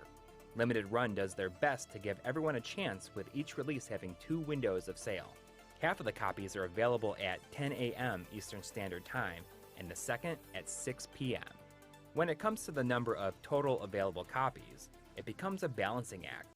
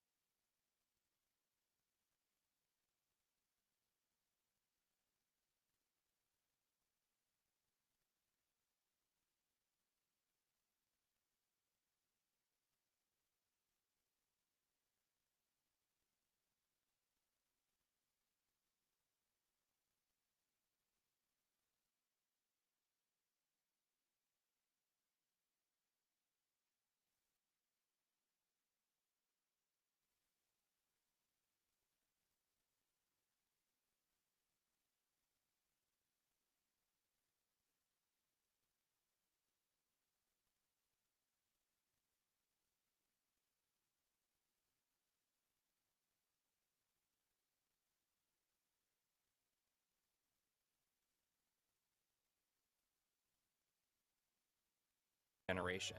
Also, In the modern world, you make time for what matters. The little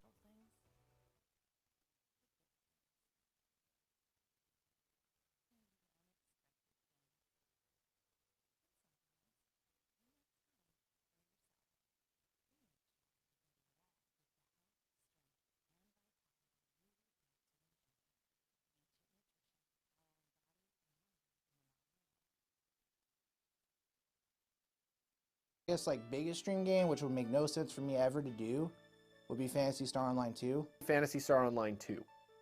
If I could make that happen and have it be in English, that's my dream game right there. We want to thank Josh and Douglas at Limited Run for allowing us to come over and spend the day with them. But most of all, we want to thank them for providing people with the opportunity to buy physical copies of the games we love and want to continue to enjoy into the future. It's good to see people who care about the medium the way we do fight for preserving a game long after the final server has been shut down.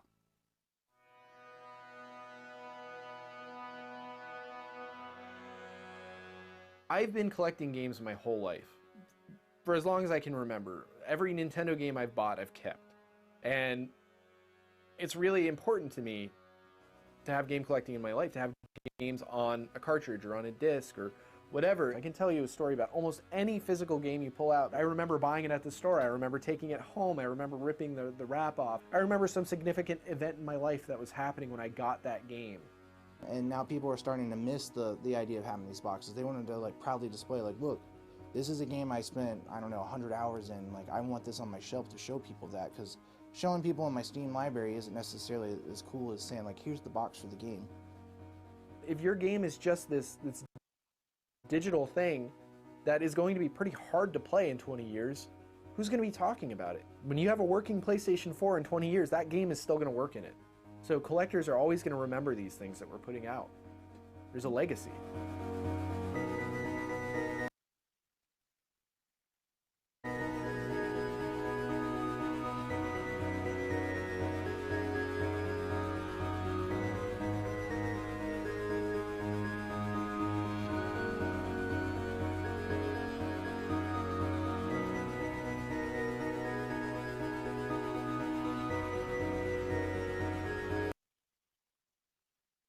Rated RP2M.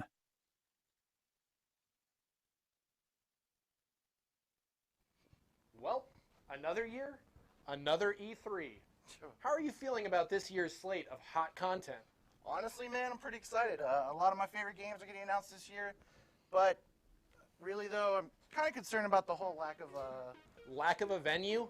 Well, don't keep worrying about that, because I think I came up with a really good idea this year. Really? We don't even have to drive. Well, I don't know if I want to walk either. I think I'd rather just call an Uber. An Uber? But we're already there. It's right here. This is the stage. Welcome to the second annual Limited Run Games E3 presentation, broadcasting live from the remodeled Limited Run Auditorium in Apex, North Carolina. Coming onto the stage are hosts Josh Fairhurst and Douglas Bogart. Hi, I'm Josh Fairhurst, the co-founder and CEO of Limited Run Games. Thanks, Josh. Hey, everyone. I'm Douglas Bogart, co-founder and COO of Limited Run Games. We're here today to talk about physical game releases. Since 2015, Limited Run Games has taken over 200 different digital games and made them physical for collectors, preservationists, archivists, and everybody in between. Today, we're excited to show off a brand new slate of games that we'll be bringing to you in physical form exclusively at limitedrungames.com. Now, if you've tuned into this showcase to see us announce a physical release of Mother 3 or Star Wars, who do you think we are? We can't do that stuff. We're Limited Run Games. We're not EA. We're not Nintendo. So just turn it off. Walk away. We're not going to have that stuff. But if you're here to see some cool games, get ready and hold on to your butts, because this is the Limited Run Games E3 Showcase. Woo! Yeah! Yeah! Let's kick things off with this indie smash hit that we've been wanting to do a physical since it came out a few years ago. The developer actually made a special trailer for this occasion. Let's let the game speak for itself.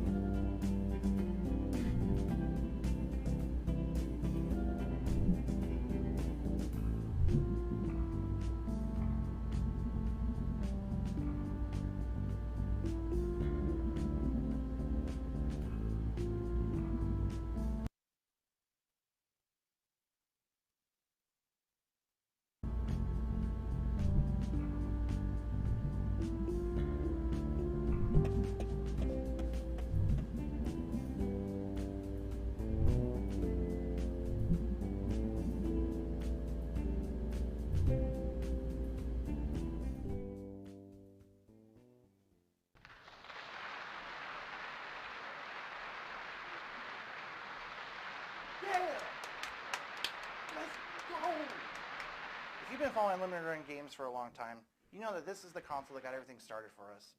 Sadly, production for Vita cartridges is coming to an end. It's with a heavy heart that we announce our final lineup. We're just as bummed about this as you are.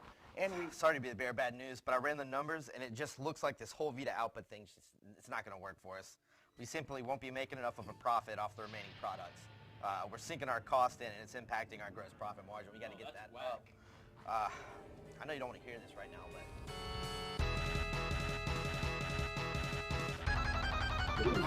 No!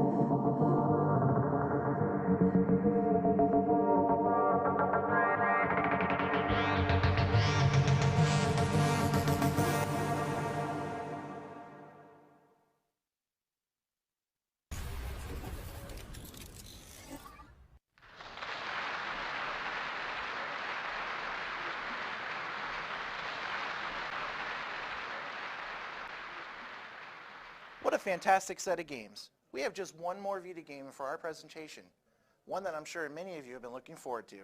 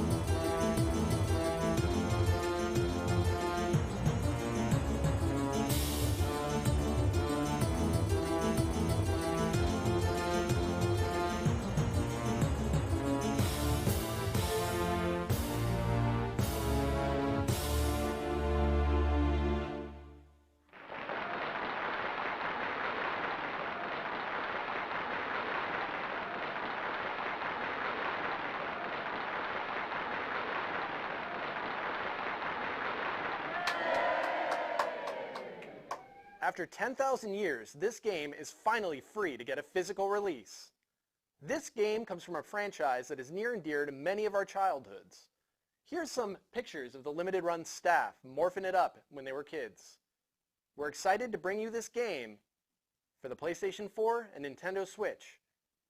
And it's available right now at limitedrungames.com.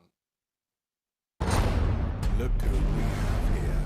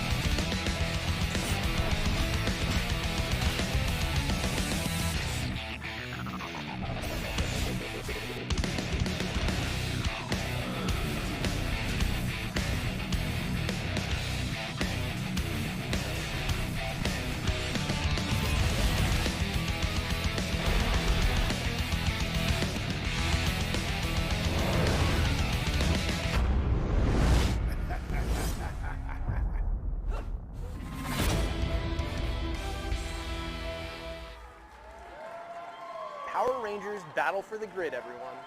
It's available now for pre-order on PlayStation 4 and Nintendo Switch, exclusively at limitedrungames.com.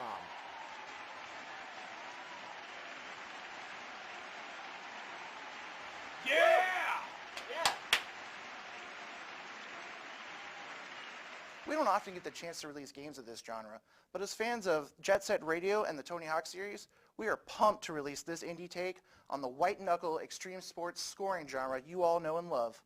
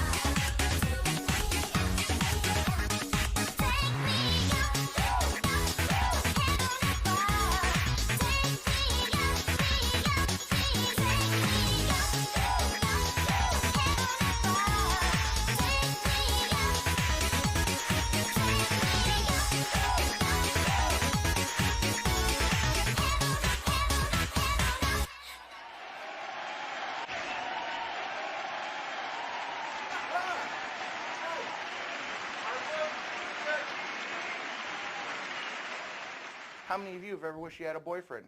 How about a big-ass sword? Well, you're in luck, because in this game, not only can you have a boyfriend, but your boyfriend's also a big-ass sword. We're going to be releasing the sophomore title from Supergiant Games for PlayStation 4 and Switch. Let's cut straight into it.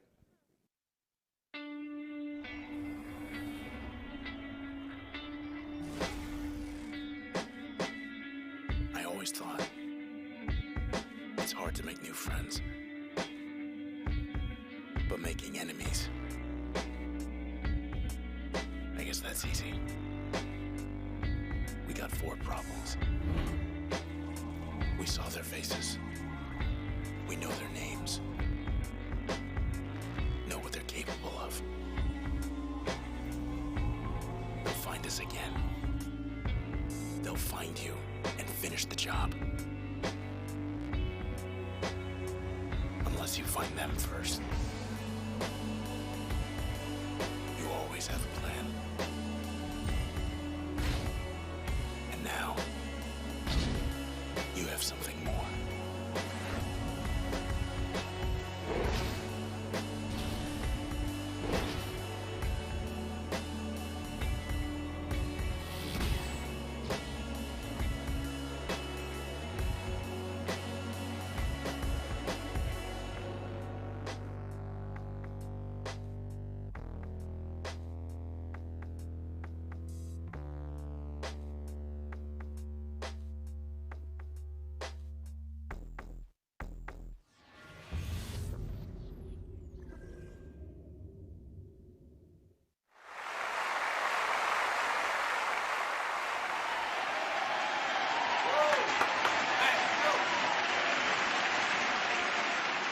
While our friend the PlayStation Vita will be joining the dearly departed Ouya in the console graveyard, our time with the Switch is just getting started.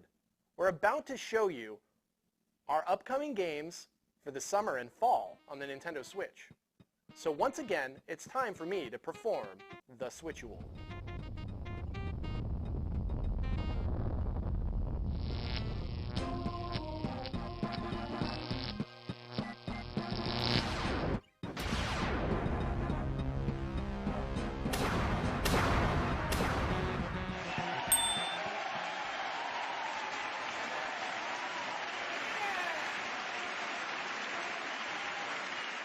Excellent.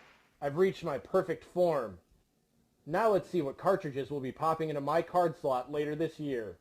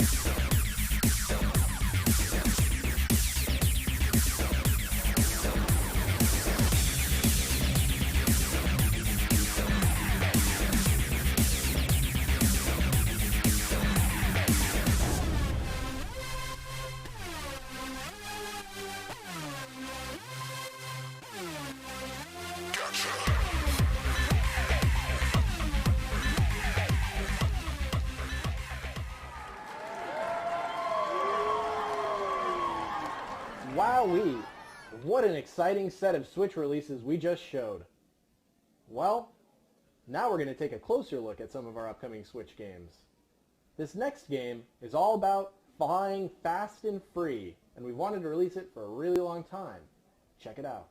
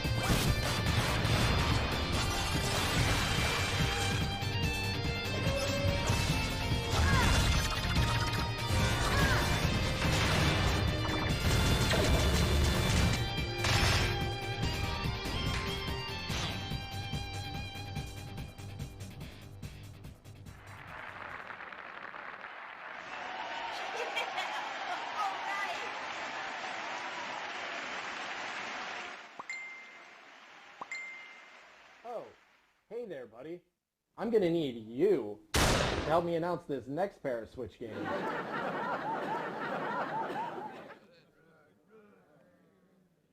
I am Turok!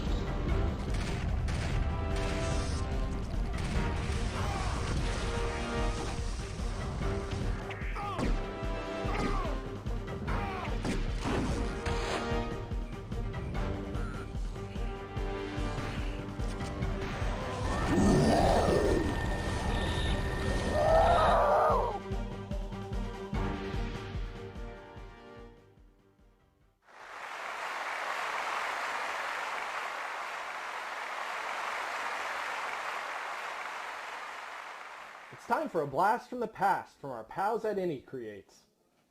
This game will take you back to the days when all a game needed for plot was to have a boy go in search of his lost frog.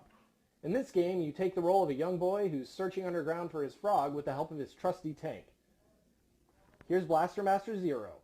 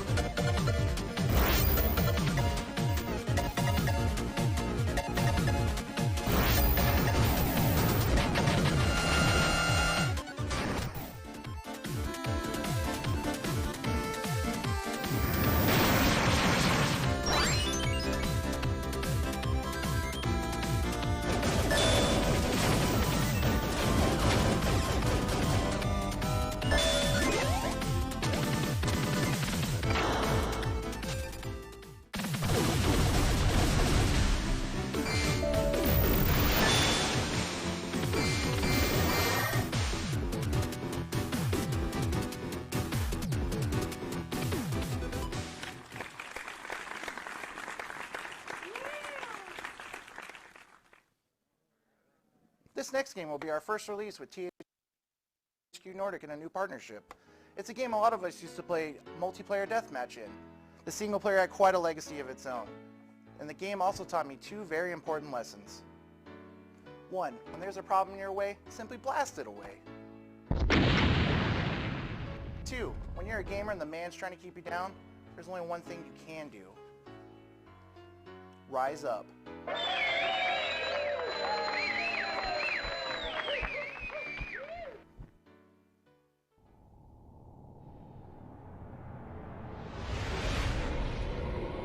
Mars. I always thought of it as a romantic place, a planet of mystery and adventure. Came here 6 months ago thinking it would be an escape from Earth. I wanted some time to think, to figure out what to do with my life. A year in the Altor mine sounded like a great way to straighten myself out. Man, was I a fool.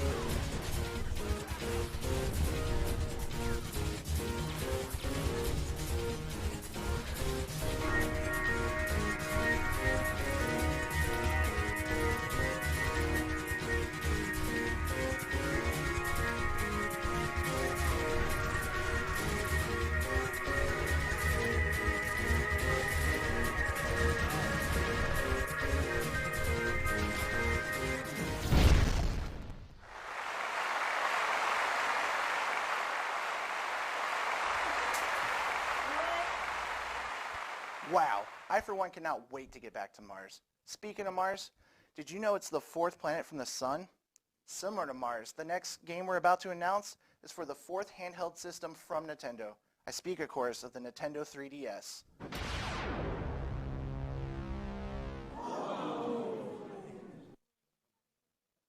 We're pleased to finally be adding the 3DS to our supported platforms. And for our first game, we're going to be working with an acclaimed indie dev who has a long history of being on Nintendo's digital distribution services, and now he will have a collection available on cartridge for the first time. Let's take a look.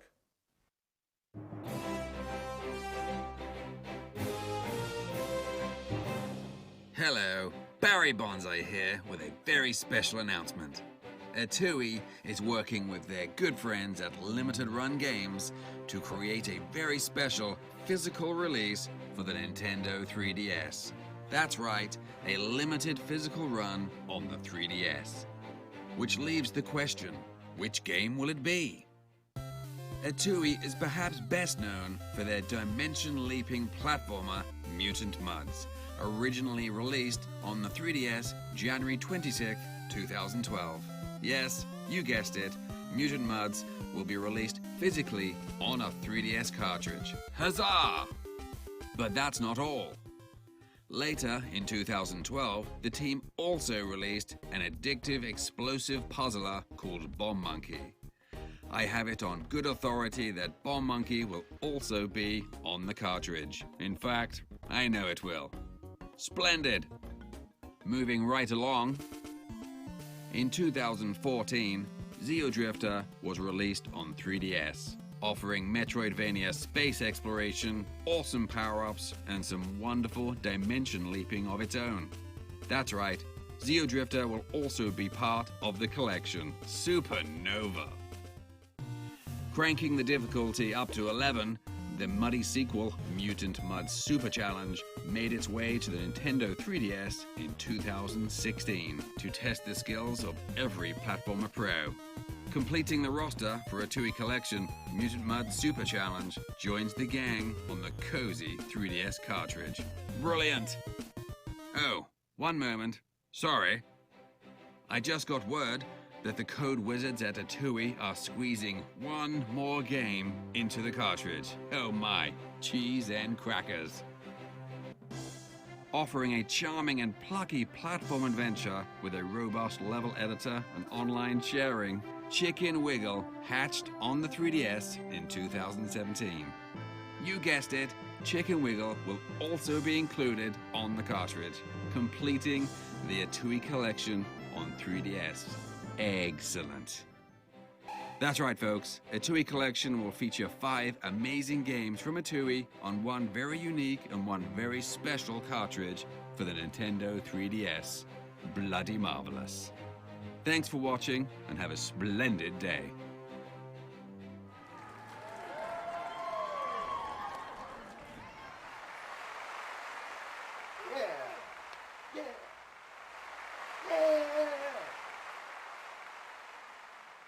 Continuing our trend from last year, we've got 2 Sega CD classics being remastered by our friends at Screaming Villains and William Mesa's Flash Filmworks. Without further ado, take a look at these great new games from these FMV restoration wizards.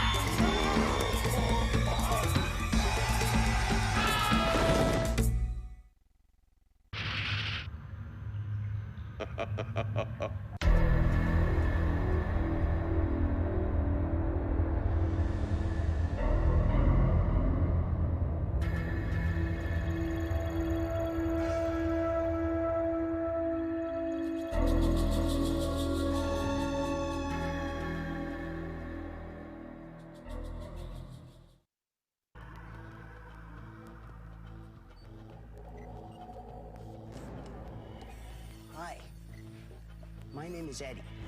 I need your help. I built all these traps and security systems to protect the people who live here. You and me are friends, right? You gotta help me. I think there's a killer in the building, and I think I know who it is. I'm gonna nail the sucker. We'll see about that. Oh!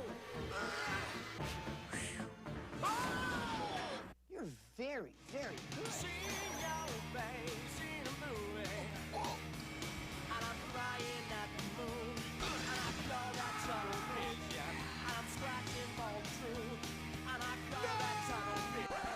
Hey, you just trapped Jeff.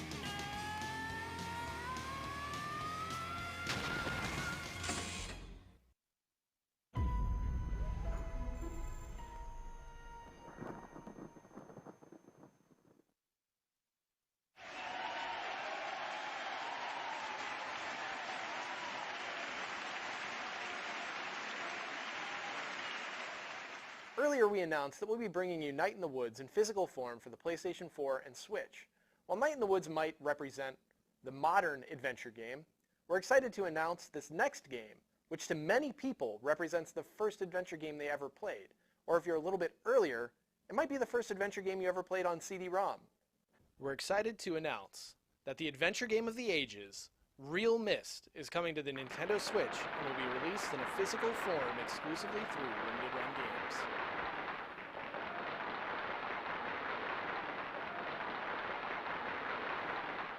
A few years ago, at one of our previous E3 showings, we announced we'd be bringing Mercenary Kings for Tribute Games out.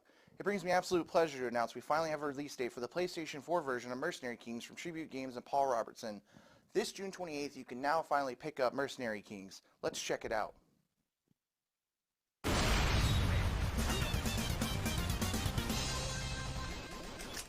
Let's kick some claw.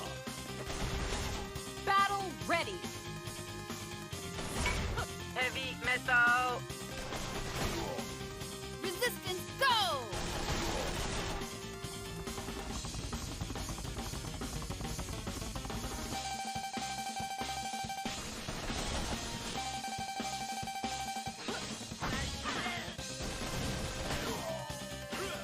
Thank you. No problem. How about die?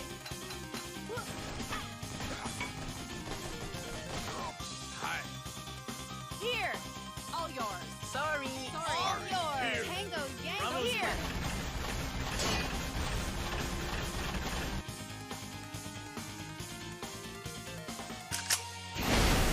Mercenary Kings!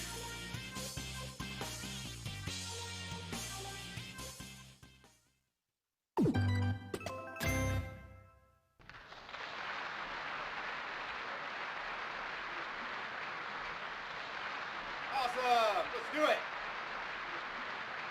Ladies and gentlemen, Limited Run Games will be the exclusive distributor of the Shenmue 3 Collector's Edition. This Collector's Edition comes with an awesome shadow box, a replica Phoenix and Dragon Mirror, patches, and stickers, as well as a premium box and a copy of the game. As a huge Shenmue fan and a huge Dreamcast fan, I'm incredibly excited to be involved in this project in any way. Only 5,000 of these will be available, 4,000 on PlayStation 4 and 1,000 on PC, and they'll be available exclusively from limitedrungames.com in North America.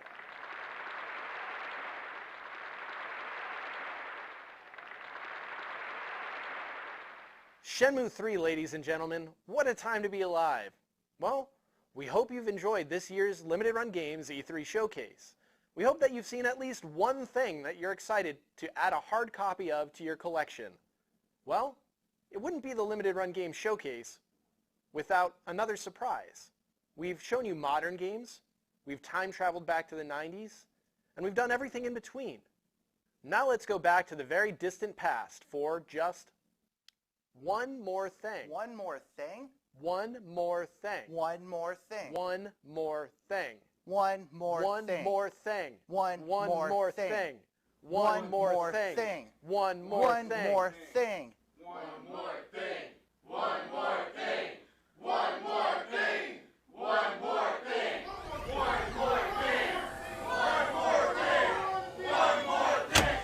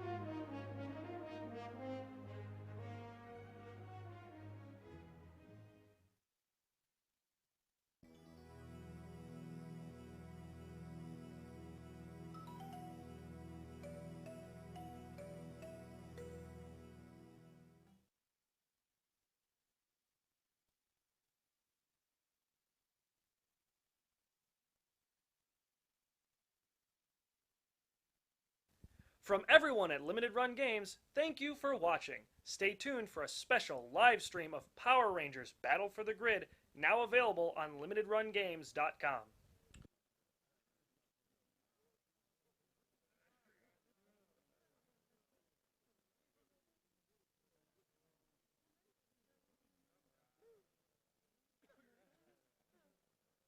I can't wait to buy a Star Wars.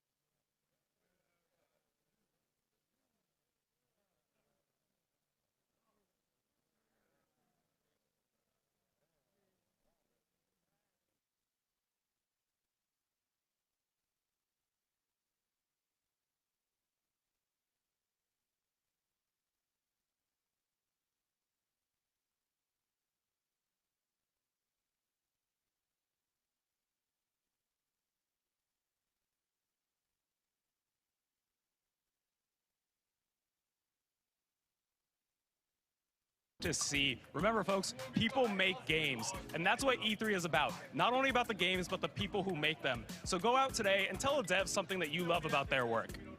Speaking of the people who make games, by the way, every year at Ubisoft, we host an internal gaming competition where teams from all over the world come together to compete in tournaments for various games. We're talking Far Cry, we're talking The Crew 2, and most importantly, we're talking Brawlhalla also.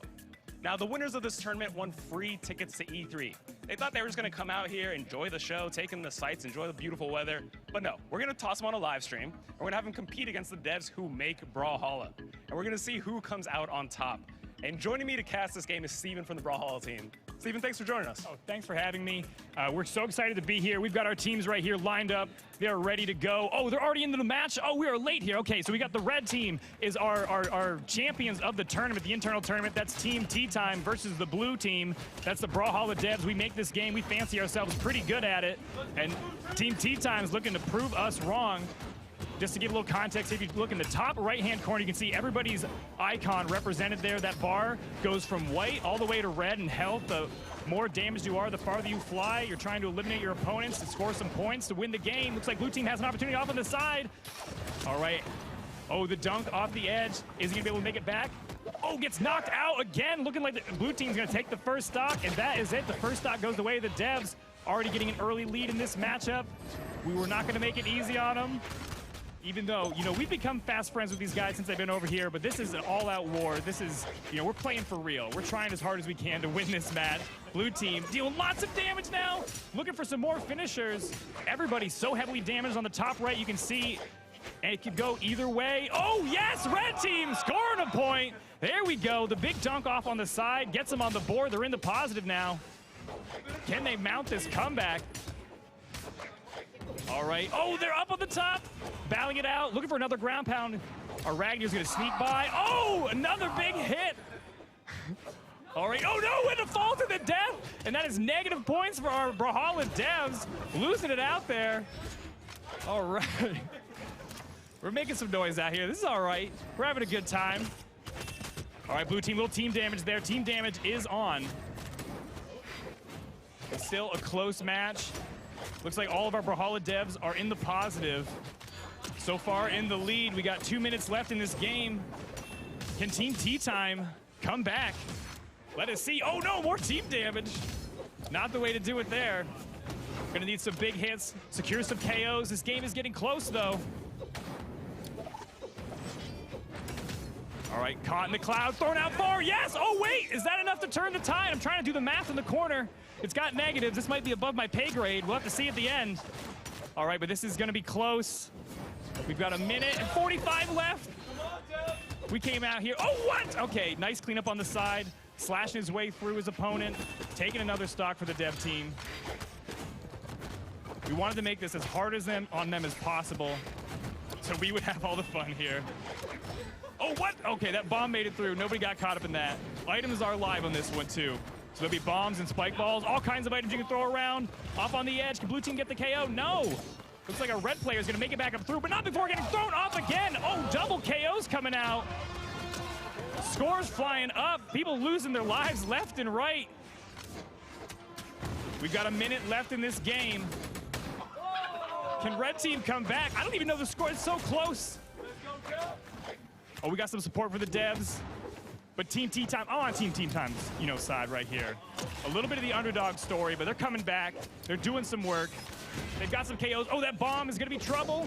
Looking for the ground pound. Knocked off the side of the Ken. Oh, yes, that's a good bomb there. All right, a couple more big hits. Looks like we got one dev deep in the red on a stock. Could get another point before this game is over. Oh, but the blue team is gonna take another one from Team Tea Time. All right, we got one dev off on the right side, gonna make it back safely. That was like Gustav throwing out some haymakers. Oh, more points pouring in for the dev team. They are not gonna hold back, not in the final seconds. And there's, oh, another stock taken. Oh, red team somehow got a stock. That was a surprise stock. Surprised himself with that one. All right, here we go. One last shot. Oh, and there it is. GG's, everyone. Excellent work. Brawlhalla devs on top, though.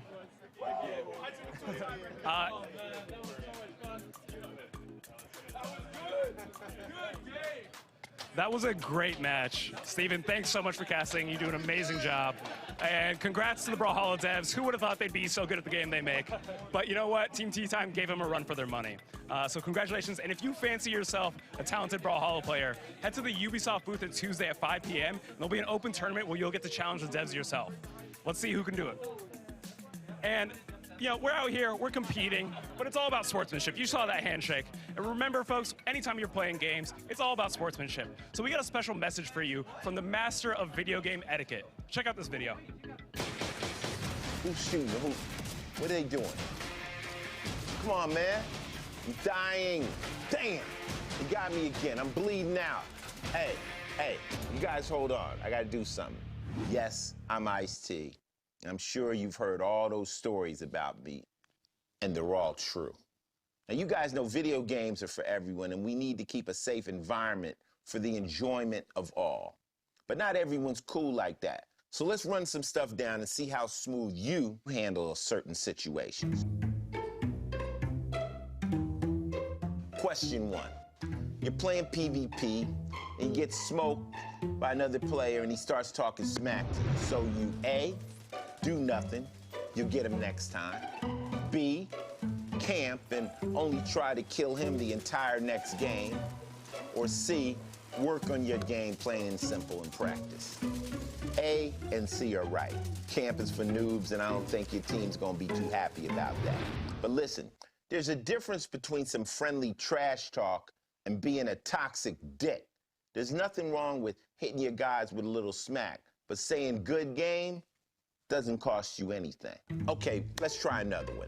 The best way to handle a troll is A, ignore them, B, calmly tell them to chill out, or C, tell them to go f their mother with the controller.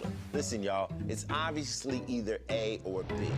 There's a delicate art to dealing with a troll. And my approach, which is obviously the best approach, is to kill him with kindness, or I just mute the dumb f***s. All right, last one. You're in a game, and over the chat, you hear a voice that doesn't quite sound like you. So you, A, stick to normal comms because video games are for everyone. And what's it to you? B, focus on your own damn game and mind your own shit. Or C, show some motherfucking respect because I'm sick of hearing all that sexist, racist, homophobic bullshit from a few punk-ass motherfucking dumb f***s out there trying to ruin this shit for the rest of us. I knew you'd pick C. Good job. I think we all learned something today. And by the way, team killing is for assholes, and talking shit to your own team members is some super asshole shit. So I hope this was helpful. I'm Ice-T. Good gaming to everyone. Enjoy E3.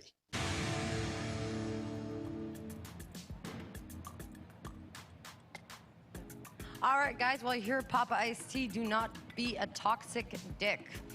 So right now we're at the bittersweet moment where it's our last update before the big E3 press conference. Joining me for this is Ellie from Ubisoft Quebec, the studio behind Assassin's Creed Odyssey. So hi, Ellie, welcome. Hi. How are you doing today? I'm good, thanks. A bit warm. Yeah, tell me about it, I know. Anyways, so yeah, you guys are really deep into post-launch right now, and you're gonna be revealing something new to us today, right? Yes, so all of us at Studio Quebec have been working so hard on all the post-launch content, and we're really excited to show off some new features today and reveal some stuff. So I could keep talking to you about it, or we could show a video that I think will do a much better job. Awesome, let's roll that.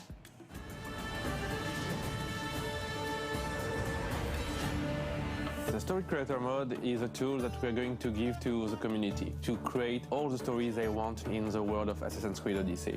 A story is a succession of quests that you can set up pretty much as you want. We have a wide variety of objectives to choose from. You can add characters from the main game, as well as write your own dialogues and share them with the whole community. You can pretty much write whatever you want within Story Creator Mode. The dialogue tools are actually based on the ones that we used for the main game. You can create branching narratives, you can role play. We know our community is quite creative, and I think whether you're into art or writing or just very curious about how games work, Story Creator Mode can appeal to you. There's so much potential, and there's so many different objectives and possibilities with the dialogue system, so really get deep into those mechanics and see just what you can actually create. The entire community is going to make us dream, make us cry, make us laugh. We're pretty sure that people are going to surprise us.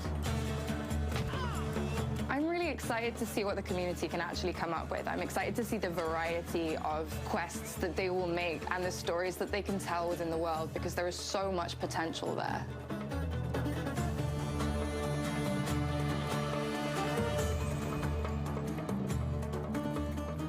All right, so Story Creator Mode, that means you guys are coming out with a quest builder, right? Yes. And that's a first for the Assassin's Creed brand. It sure is. So it's something that the studio have been working on since the very beginning of production, and it's going to be totally free to all players, and we're really excited for people to start creating and sharing and building things. Okay, that sounds amazing. And what does this mean for the community? It's something that we wanted to give back for a while because the community is so important to us, like the fans are so great, and we wanted to allow them to be able to make their own stories within the world of Assassin's Creed Odyssey, using the characters that they know and love, so they can actually create and share these things, and it's accessible to everyone, so that means it's totally cross-platform as well. Okay, I'm sorry for doing this, but that means everybody benefits, right? Okay, so how can we access that? All you have to do is go to the official Assassin's Creed website, and from there you can access the Story Creator Mode page, which has got the creator tools, it's got the Explorer, you can see everything that people have managed to create before, and then you can access the quests in game as well. Perfect, and one big question I'm assuming everybody watching is going to want to know, when can this come out? So I'm super excited to be able to say that it's actually releasing right this second. Yes. You can go to the website now and download the update, and you'll be able to create, share, and play. All right, perfect. Well, you guys heard that. Don't forget, you can go right now and download the update for Assassin's Creed Odyssey and get your hands on the Quest Builder. Thank you so much for that. That's Thank you really for awesome. having me. And guys, please, I'm super excited to see what the community is going to come out with. I want you guys to create a bunch of cool stuff and yeah, get cracking on it. Congratulations on this awesome new feature, the Story Builder. It's really cool. It's almost like the game's going to start developing itself. Well, another really cool feature that we have to talk about today that'll make the world of Assassin's Creed Odyssey even deeper. Here to talk to us about it is Maxime, the content director at Ubisoft Montreal. Tell us about it. Well, thanks for having me, Carrie. So it's already been announced a while ago, but I'm super happy to say that the Discovery Tour is finally coming to Assassin's Creed Odyssey.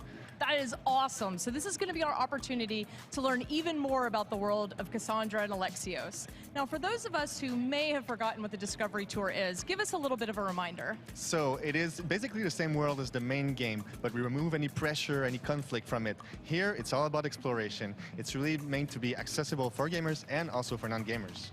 I loved the first one that was set in ancient Egypt, but what's new in this edition? Like, what can we expect, us tourists? So there are many new things, but I brought a small video to share that with us. As we're gonna see here, we're gonna go into Sparta, and it's gonna be a tour about education. So when we get there, there's actually a character that's waiting for us to invite us into the tour, King Leonidas. Now, it looks like you've got a pretty special avatar there. Yes, so we've got a very cool set of avatars ranging from historical characters to very unique ones like this cultist. So they're part of a progression and reward system. The first cycle of the Now, it looks like we just entered a station. Tell us a little bit about what's going on here. So, we're in the tour regarding education. Now we're seeing this highly realized cinematic. So this is the new format. It really helps us to focus on all the small details and intricacies of the beautiful world of ancient Greece. That is so cool. I love how Assassin's Creed puts history into the game. So okay, so Leonidas is waiting for us at the end. Yes, so it's the same character from the beginning of the tour. He's waiting for us, but now he's offering to us something very special, so we can take a fun quiz to test our knowledge. Quiz? Yeah, so I hope you've been paying attention, but let's go for one easy question, right? Okay. Let us see how you fare. First, a simple question. When were Spartans allowed to grow mustaches? Mustaches. Yeah, tough question. I'm going to say 10. I feel like Spartans could grow the man scruff at 10. I feel like that's a thing. Let's try that. We Spartans are impressive, but not even Well, it's we not can punitive force anyway. Try Content it. is drawn from the full tour, so it's all right. Well, let's try something else. All right, I'll go with 30 this time. We'll say I feel like that. Once a there you Spartan man go. was I am the over smartest. That's a good answer. Nailed it. with a glorious display Okay, of so manhood. this looks amazing. Impressive, Tell us how You should and be when the players can access this. So the Discovery Tour will be available this fall for all Assassin's Creed Odyssey owners for free and also as a standalone format. Well, thank you so much for joining us today and telling us a little bit about the Discovery Tour. And a huge shout out to the team at Ubisoft Quebec for creating these two amazing features, the Story Builder and the Discovery Tour. Thank you again, Maxime. Thank you, Carrie. Also, if you're curious about the Discovery Tour, please ask your questions on the Assassin's Creed subreddit, and we'll answer as many as we can this Wednesday on a live stream at 11 a.m. Pacific time, along with the Story Builder. It's an amazing time to jump back into the world of Assassin's Creed Odyssey. Now, for those of us who are just joining the live stream, the conference is going to start really soon. But before we wrap it up and jump into the theater, we have one more amazing Wow Moments compilation for you. Now, these are the best clips that we received from you, the community. So hold on to your beards, mud flaps, butts, whatever you got. Go for it, go. 10 seconds to go. Oh my god! Oh my, no, get the kill, right next to get the kill. Get it! Oh my god, that was nasty.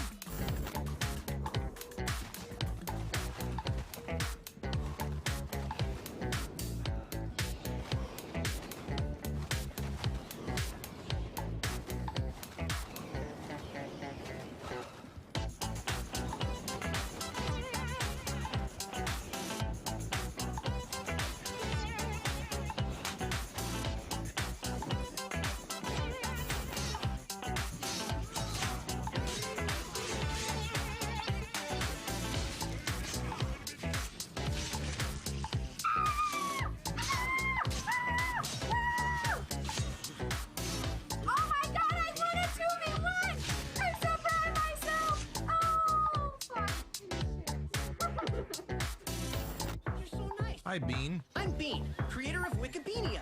You know, Wikipedia? shop for maps and...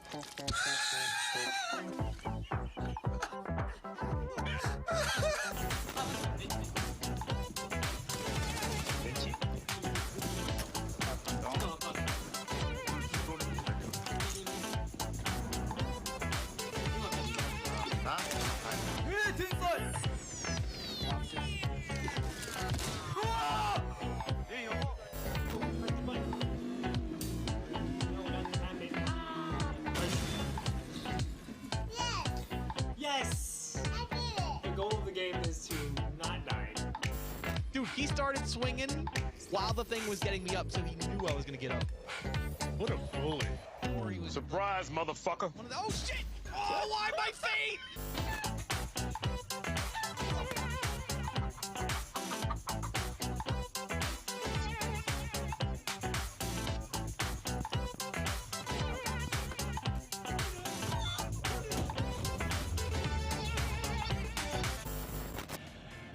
I think they had to invent an ESRB rating descriptor for chicken-related acts for that last one. But that was mean. I felt so bad for the chicken. It's very I just creative. thought it was funny. I don't know. Poor chicken, though. This has been such a great show. You got from the wow moments to all the creators around here. I mean, Absolutely. it's just been a blast. GameStown's really cool. I'm definitely going to go check that out after for a nice You game. score yourself a controller? Yes, of course. Yeah. One thing here, yes. And just the energy that's been here today. I want to thank everybody who's been here on site, who's watching on the stream, the star players that are hanging around. It's just been an amazing day. And of course, we've got a lot more to come after the conference, starting at about 2 p.m. We're going to have a celebrity showdown. Team T-Pain, Team Lil Yachty in Rainbow Six Siege facing off. You're not going to want to miss it, folks. There's going to be a ton of streamers along for the ride as well. It's going to be a good match. You know, I really can't choose who I want to win. T-Pain, Lil Yachty, both I'm good not choices. in this. I'm not Both doing good choices. not answering. no. I'm staying away. Team neutral. Yes. Team there you neutral, go, that team works. neutral. Sure, or both of them. You know, good competition, like Ice-T said. Equality, yes. And folks, that's it for us on the pre-show. We hope you enjoyed being here half as much as we enjoyed hosting it. And from Far Cry to Assassin's Creed to Trials to Brawlhalla, we got to see so many cool games, so many cool segments. We saw screen printing, we saw makeup, we saw rabbits figurines. Shout out to Steve. And we're getting Yes. Quest Builder. A Quest Can't Builder forget is Steve. cool Shopping as hell. carts, sick Yes. puppies. Oh, God. That, so many good options. So many good options. Instant fried chicken, everything. So on behalf of all of us at the pre-show, thank you so much for joining us. We're going to head into the Orpheum Theater. And for everyone at Ubisoft, we hope you enjoy.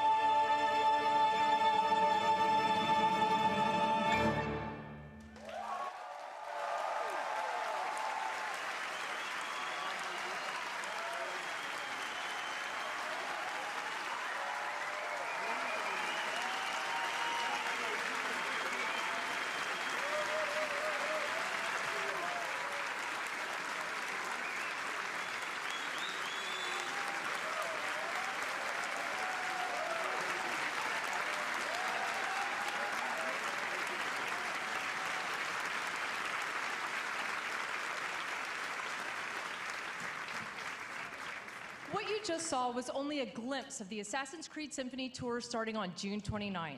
Imagine an 80-piece live orchestra and choir playing the iconic themes from Assassin's Creed while you relive some of the most memorable moments from over a decade of Assassin's Creed in an immersive experience. Check out acsymphony.com to learn more. I mean, excellent music, great performances, goosebumps. If you like those things, I think those shows are going to be for you. But, of course, there's one show that we all came here to see, the Ubisoft E3 conference, and it's just about to start here from the Orpheum Theater in Los Angeles. Now the house is packed, and to give you folks at home an idea of what that feels like, can I please hear the balcony people make some noise?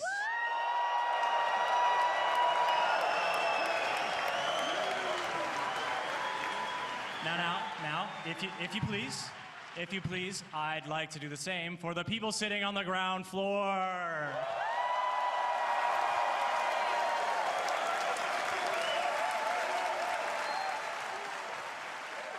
Well, the excitement is here, folks. We hope you're feeling the same way there. From everyone at Ubisoft all around the world, please enjoy the show.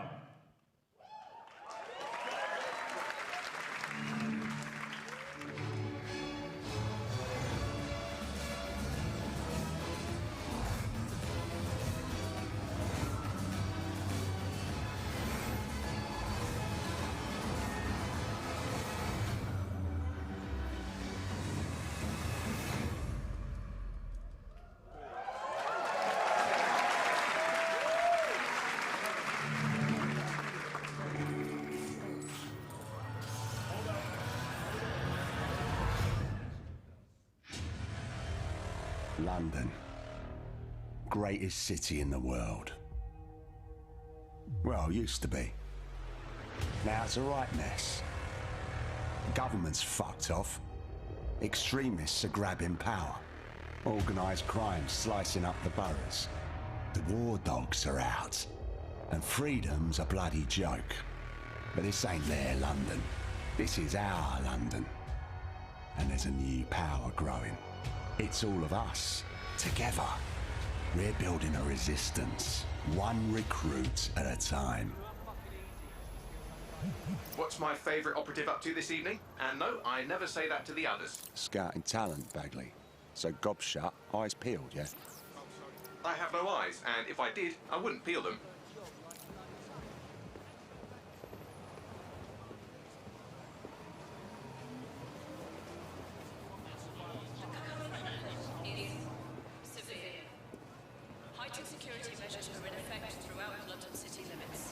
Bloody drones are everywhere, kicking our fucking teeth in lately.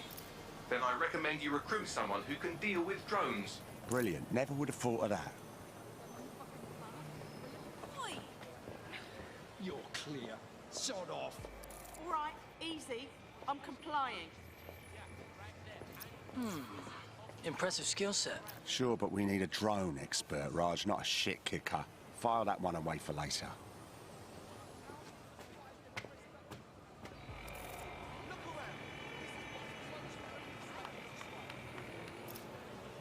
Concerned about the increased Albion presence in London? It's a total disgrace. Mercenaries patrolling the street. Get the fuck over here! Me? I ain't done nothing. Come on, you shifty prick, hurry up! Well now. Jimmy Shaw. No formal engineering training, but he has several mischief charges for hijacking Albion drones. Hold still. Fuck you, man. You got no right. Fucking hell. We find our drone expert and he's about to get himself nicked. I'm dead set. Get out of here. Riot drone! Stop. Keep your hands visible. Best not to escalate if you don't... Oh, just ignore me. Prepare to be detected.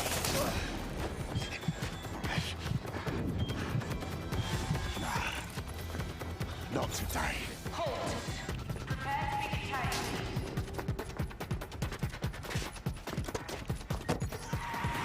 Auto-drive now disabled. Several chase drones are converging on your position. No shit.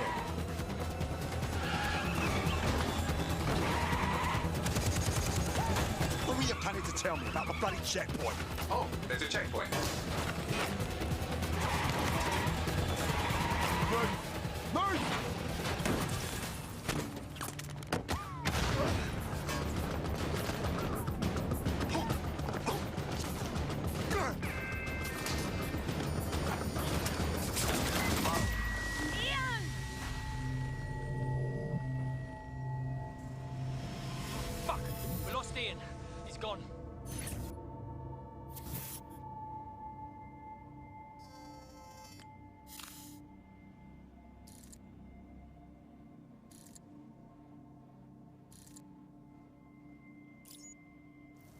Lovely evening, isn't it? I used to feed the birds here.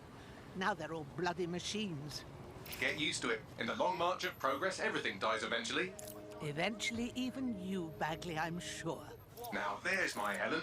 Speaking of death, you'll never guess what just happened to Ian. Oh, for God's sake, Bagley, a little respect. Then let's finish what he started. He was working on a new recruit, a drone expert. That's promising. What do we know about him? Albion scanned Jimmy just before Ian was killed. I should be able to predict his next move from that data. Unfortunately, his records are locked up tighter than your compression stockings. Are they now? But this case should be handled by the Met. Albion's even taken over Scotland Yard. Complicates matters. And there's my way in. Hello, darling.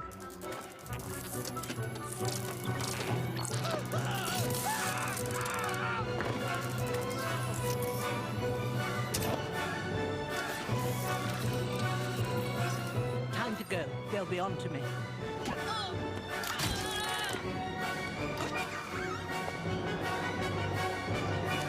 Sleep tight. Yeah.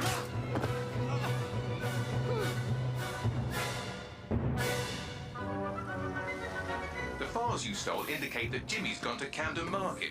Let's get someone over there, Bagley. Chop, chop.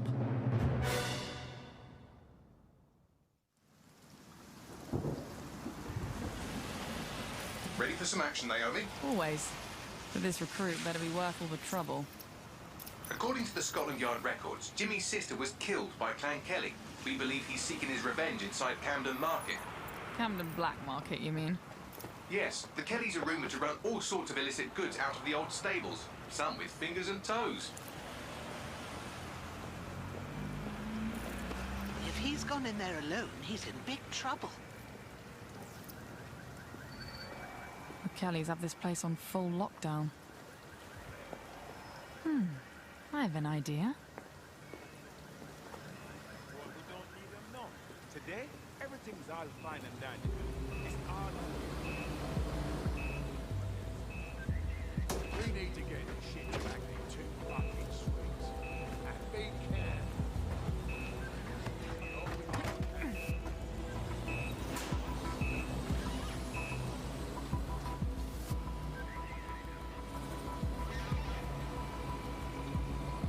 Now, Naomi, we've already lost one operative, so try not to get killed, or we'll be in the red for the day.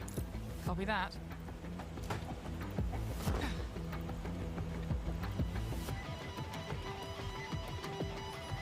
Huh? What the hell? Is this a meme? This better be a joke or I'm snapping.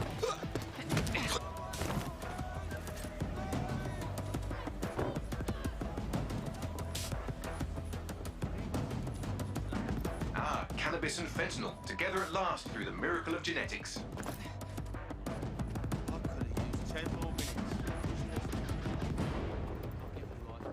The Kellys are moving loads of weapons out of here. And not your typical back alley shanks. Stables. It's human trafficking. Found Jimmy. Cheeky shit. Fuck you. And here we thought he might be in some sort of trouble.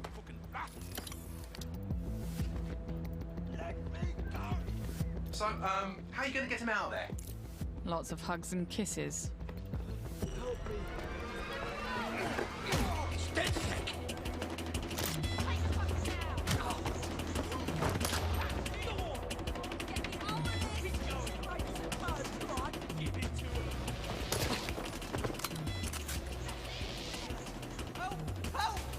Don't fucking move! I'll kill him! We'll kill him! Help! Reinforcements are converging on your position. On your feet, mate. Well, wait a minute. Are you dead sick? Hope you're sharper than you look. Jesus Christ! Someone else beat these dead sick pricks! Back up! I need back up! Whoa!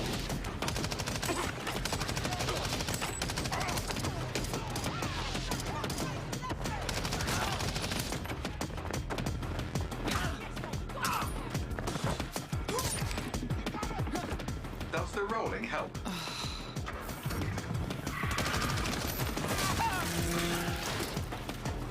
Watch it!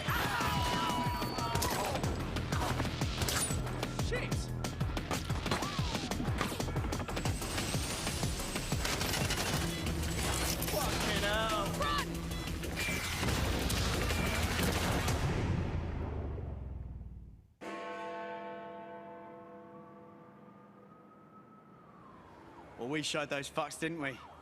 We almost died out there tonight. Look, thanks for helping me, but I can handle myself. Right. You think you're better off alone.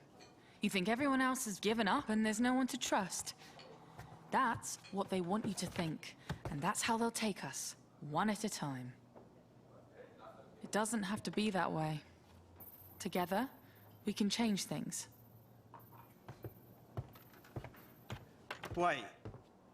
What happened to that bloke who helped me? He didn't make it.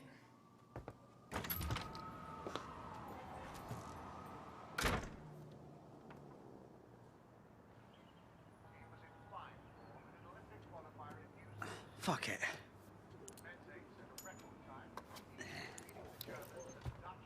Welcome to DedSec, James. Yeah. Okay, so where do I go to meet the rest of the crew? You don't need to go anywhere. Look around you. Everyone has a reason to fight, and DedSec is open to anyone. Anyone? Welcome to the Resistance.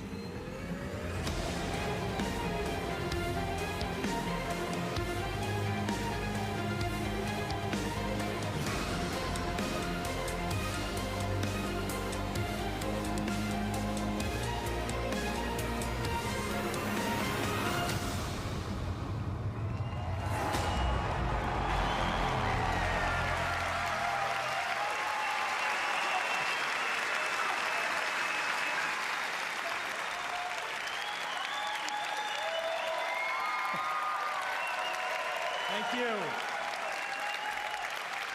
Thank you. Guess I'm going to make you all wait so long, I should really knock it out of the park, huh? I'm Clint Hawking. I'm the creative director of Watch Dogs Legion. And for the past few years, the team and I have had the privilege to work on a game and an innovation that we are very proud of. Watch Dogs Legion is set in London, one of the greatest cities in the world, and it's had a massive influence on all of our culture for centuries.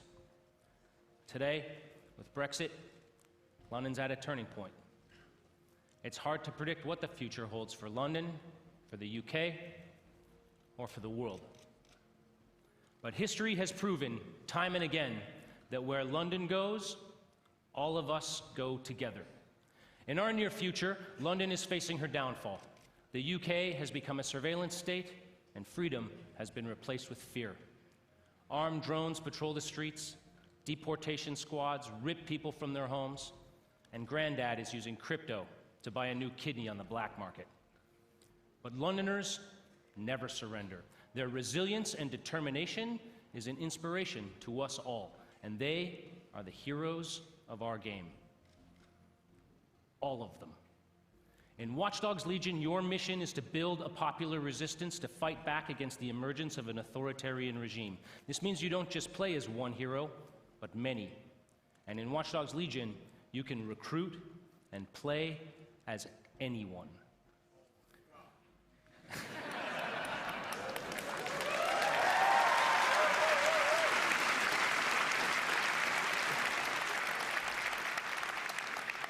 In our game, every Londoner is fully simulated with a persistent life and relationships, and anyone from the entire population can be recruited into your team. Find them, profile them, hack into their lives, play their origin mission, and win them over to your cause. The heroes you recruit are all unique characters with different backstories and personalities, fully voiced and animated, and they are the stars of your story. Every cinematic in the game will change, depending on whether you're playing a former MI5 action hero, a 70-year-old granny you saw feeding pigeons in the park, or anyone in between. However you want to play, whoever you want to be, Watch Dogs Legion lets you be that. You want to make a team of classic British spies? No problem. You want to be a crew of street-savvy kids from the council block? Do it. You want to go hipster, body mod, Afro-punk, gangsta? Awesome. The women of Bletchley Park? These ladies fucking invented hacking!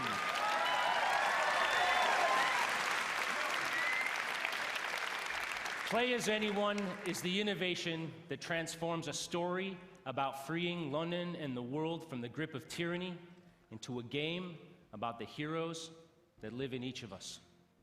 Because being a hero isn't just a job for someone else anymore.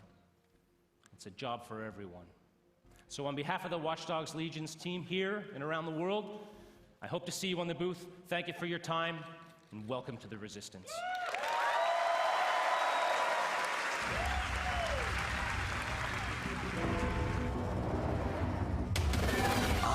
London. Had a good run there for a while. Now it's all riots, bombings, and people thrown in cages like animals. Oh, and who could forget the killer robots everywhere? So yeah, that's all gone a bit shit. It's up to us to take our city back. Thing is, we can't do it alone. We need to recruit a resistance. I know what you're thinking. Where do we start? Open your eyes and take a look around. Look here. Look at him. No, not him. Him. Former MI5. Duty never ends. He can get anywhere and erase anyone. See her? Let's kick those bastards out of London. She got kicked out of Oxbridge Robotics School for teaching him to reproduce.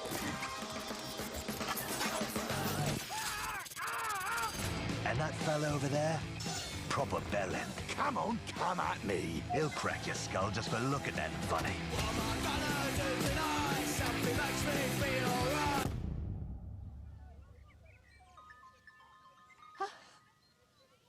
This had better be fucking good. And allow me to introduce you to the deadliest of the lot. She's not old, she's experienced. Like I said, you can recruit anyone, and I mean bloody anyone. Him, her, everyone is a secret weapon. Find them, recruit them, build the resistance.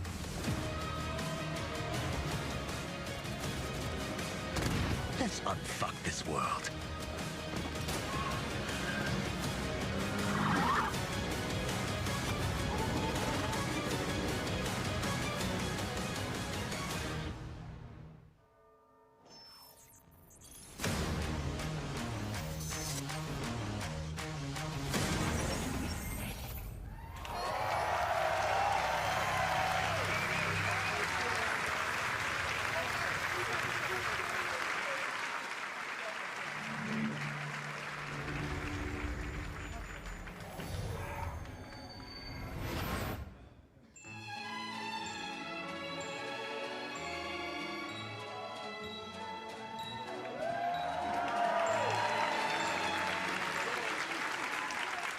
Hello.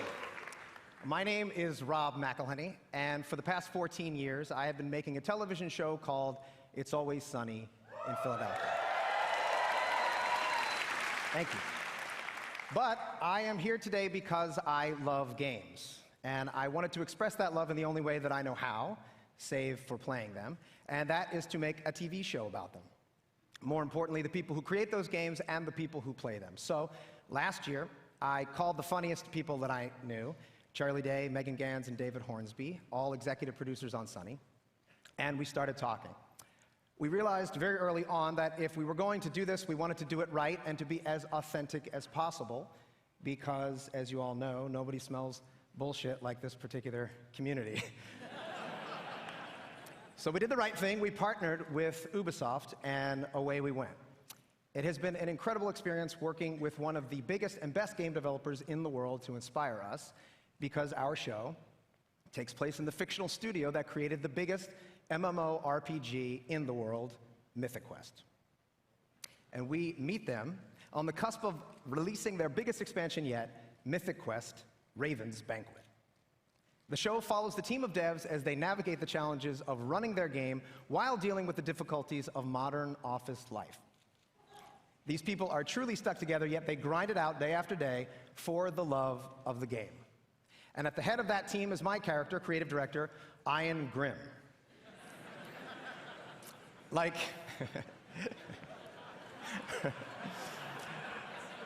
like most creative directors, he's gifted, driven, and tirelessly dedicated to his game. And like most of the creative directors that I've met, he has an ego the size of a city bus. I'm gonna get my ass kicked backstage because there's a lot of creative directors here. Joking aside, it is clear that those creative directors and the thousands of people who work on these games put everything that they can into them. They recognize that they have a tremendous opportunity and responsibility, that they must do everything in their power to ensure that the games are nothing short of the best that they can make, because that is what the community, you, deserve. I promise you that in making this show, we took the same approach. So without further ado, here is a brief look into our upcoming TV series for Apple TV+, Mythic Quest, Raven's Banquet.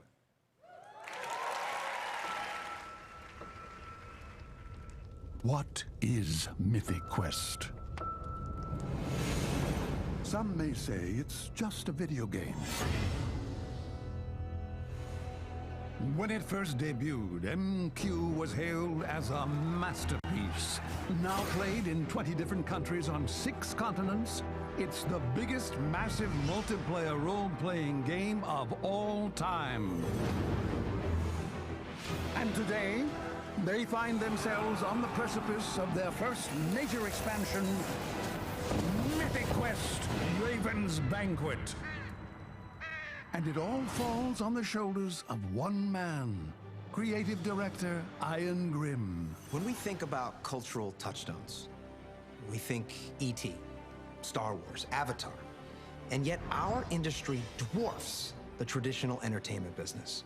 So when we think about legends, why not think Mythic Quest? True indeed.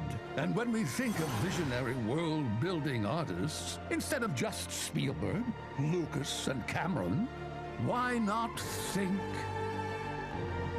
Grimm? I'm sorry, I gotta stop. What is this? It's a commercial for the game. It's a commercial for you. It's still going. Shh. Oh my God. This is insane. I think it's brilliant.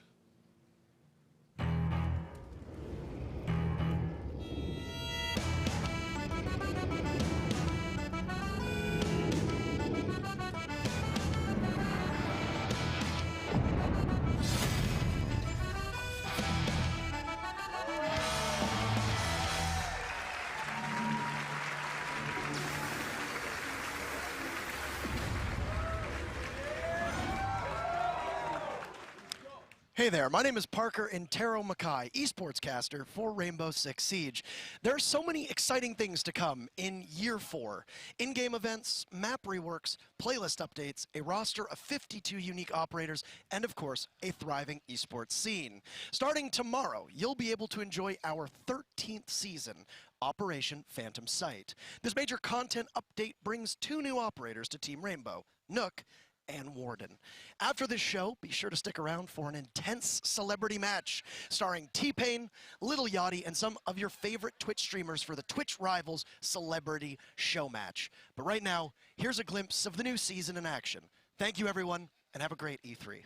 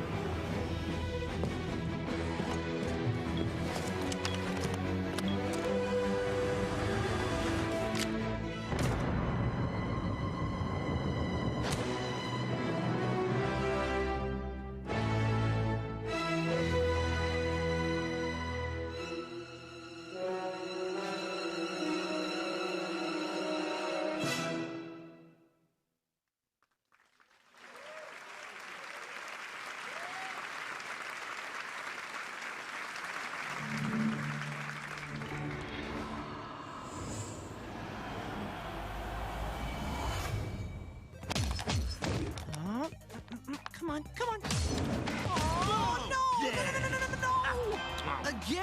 Yeah, that's what you get when you take on the Brawlhalla Master. These things are whack! 1v1 me, bro. For real! Yeah. I'll toast your buns again, sure. Want to choose a different character? Yeah! I choose me!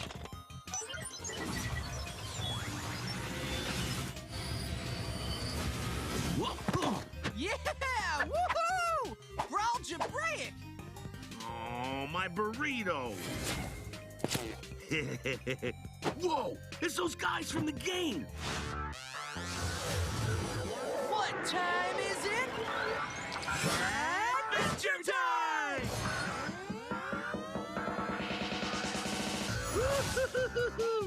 Love that bacon hammer. All I do is win. Got him! Go for it, PB! Uh-huh, Princess Bubblegum gonna show you up! Homies help homies! This place has everything! Ha! Did somebody order a combo? Yeah! Woo! Mathematical! 25 million players! Dude, that's almost 25.5 million! Oh, snap! Look out! Baking pancakes, making bacon pancakes. Brawlhalla? Brawlhalla? No, man! Brawlhalla! Oh. Hey, welcome to Brawlhalla! This game is...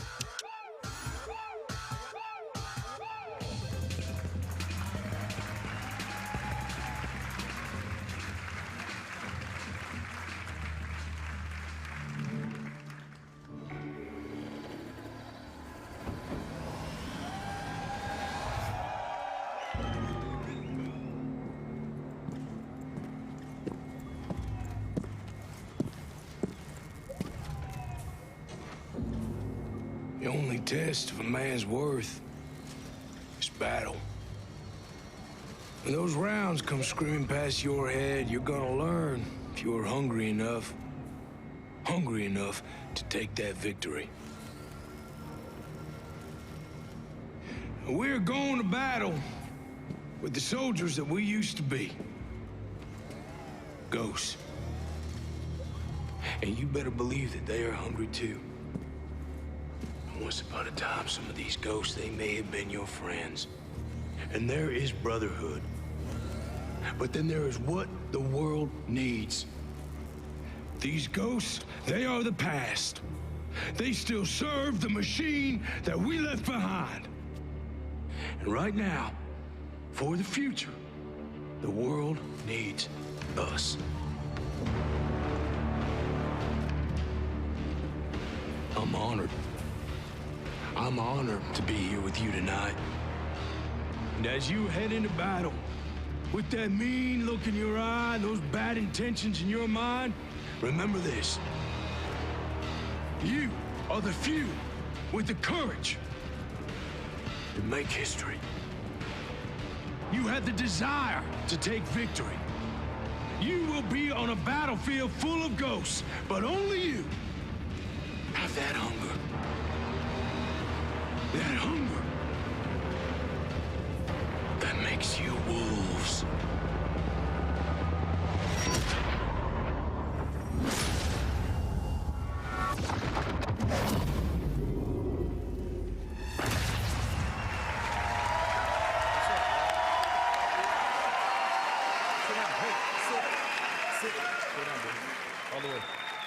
What's going on, everybody? Hey, I'm John. Good to be here. This is Bam Bam the dog. Thank you for having me. Thank you. It's a real honor to be here with you guys today. Thank you. I love you too. Right on. This is awesome. This has been really great and exciting, and I'm really honored to be here. I'm enormously proud to be part of the development of this game. It was a pleasure to work with the Ubisoft team. You know, I've had the chance to play some pretty strong, tough men over the years. I've played a deputy fighting zombies, special forces soldier who lost everything. And now I get to play Cole D. Walker. He's a skilled former special operations soldier with his own sense of responsibility and his own moral code. He knows how things should be run. He loves his brothers, his fellow soldiers, But he is willing to do whatever it takes to complete his mission and take control of Aroa. There is no briefing, there's no backup. You will not face a group of bad guys or a criminal organization. You will face an entire army, my army, the Wolves.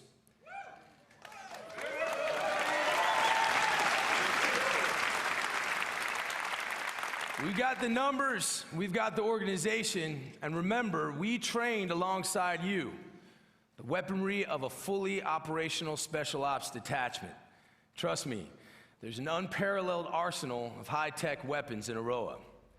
So if you think you have what it takes, strap on your boots and you get ready to take on the Wolves and take on me.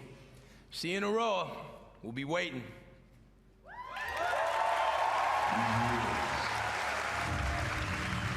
Are perfect predators. They have the knowledge of their hunting ground, but we have the element of surprise.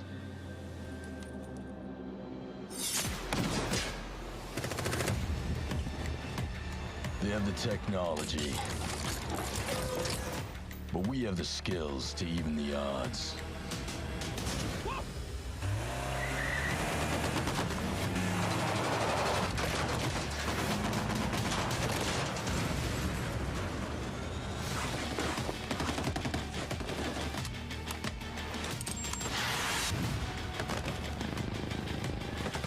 They have an army. We fight with our brothers and sisters.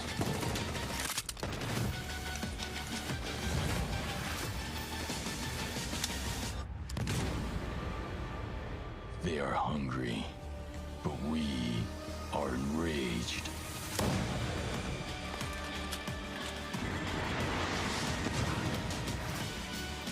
We are ghosts. And ghosts never die.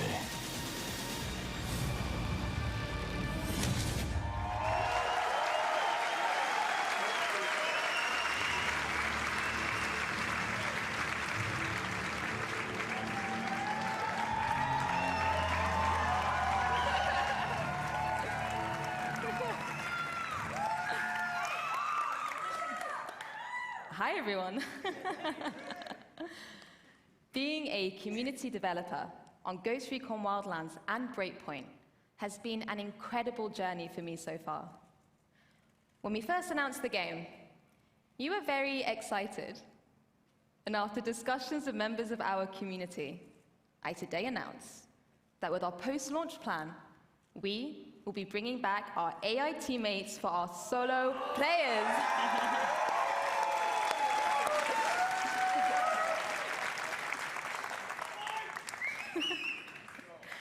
With Ghost Recon Breakpoint, we want to go the extra mile with how we engage with you.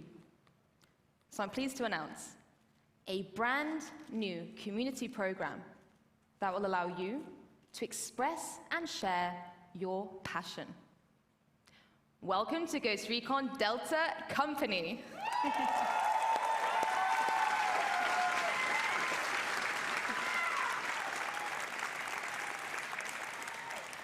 From cosplay to streaming, fan art to forum discussions. However you show your love for Ghost Recon, there is something for you in our 5 different detachments, with lots of content to support you, as well as direct discussions with our studio. So head over to our Ghost Recon Breakpoint website to find out more, and hear from you soon, Delta Ghosts. Thank you very much, everyone.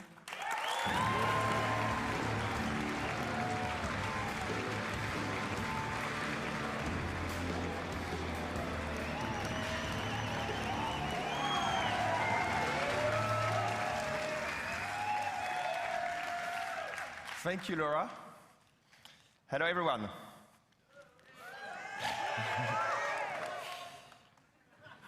The Ghost Recon team has always taken great pride from your passion for our games.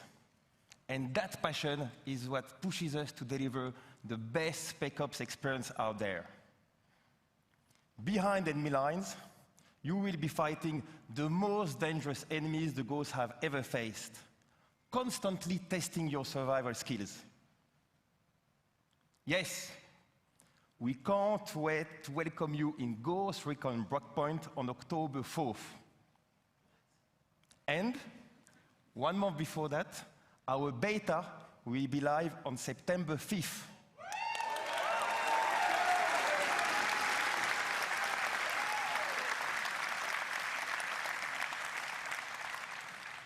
You can register on our website right now for a chance to participate. Ghost Recon Breakpoint will be live for years to come. We've got your back.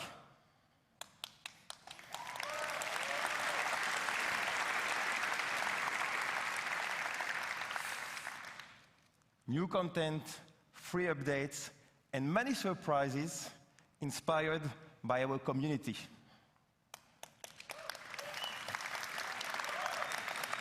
Yes, yes, like this one.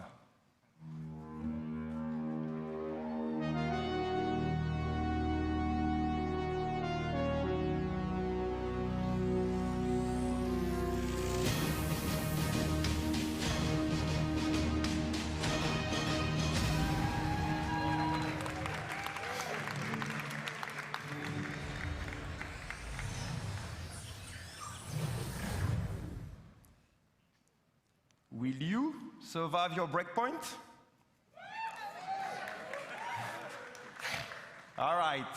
See you all out there. Have a good one.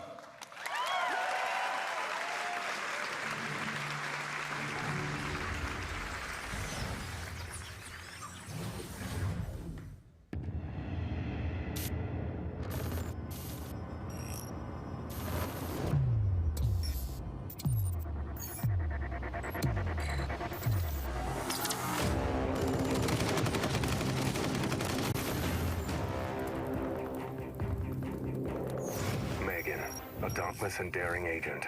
She's all in, all out, always. Montaigne, counterterrorism and rescue veteran. His best offense is his defense.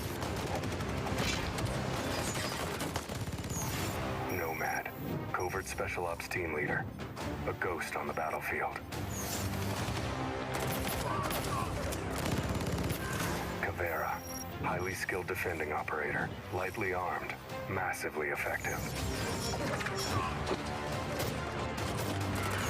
Sam Fisher, elite covert operative. The lone wolf now hunts with a pack. When chaos strikes, rally the specialists. Lead the elite squad.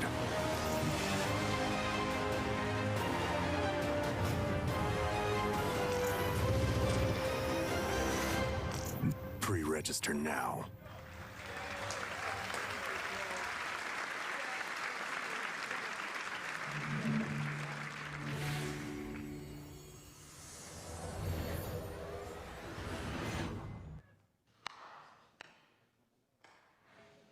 $10 years.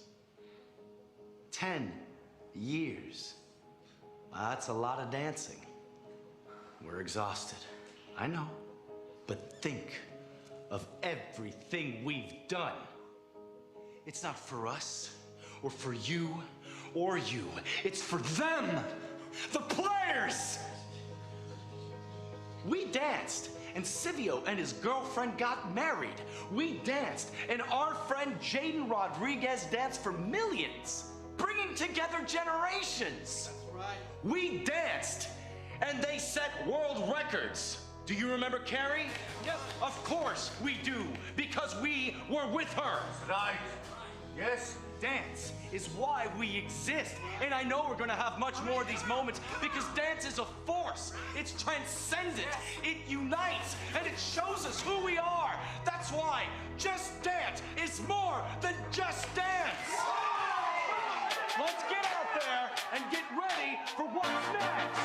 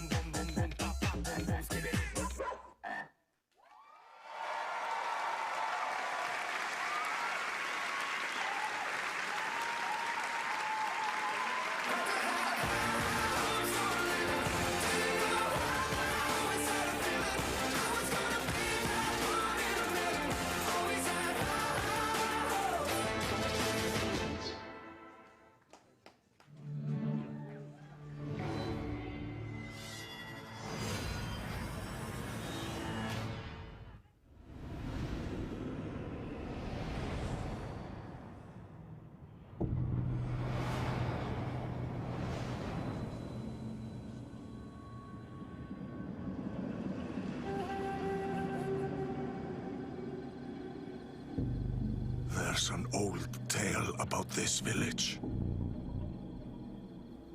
A samurai came to deliver justice.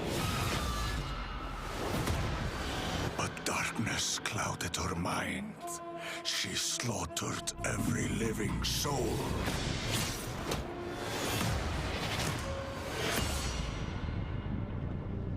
And became the spirit of death. Years later, we hunted the samurai in the village. We didn't believe the old tale. Not until a horror came.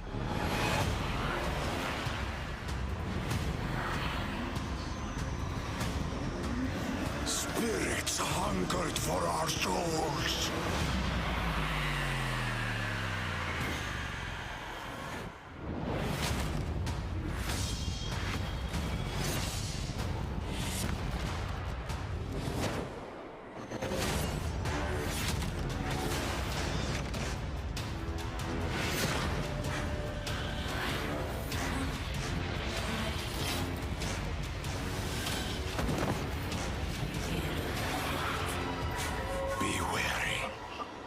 Sakura is the spirit of death. And she's brought a curse that will doom us all.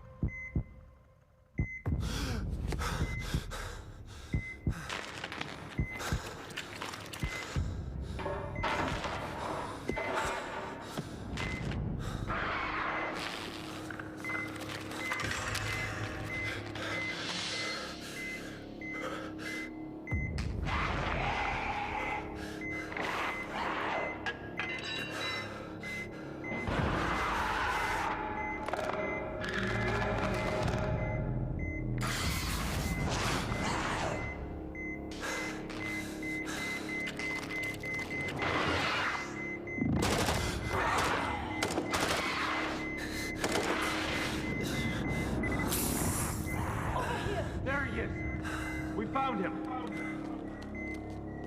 Take him. I'll cover you. He's going into stasis. Contact! Head to the extraction point!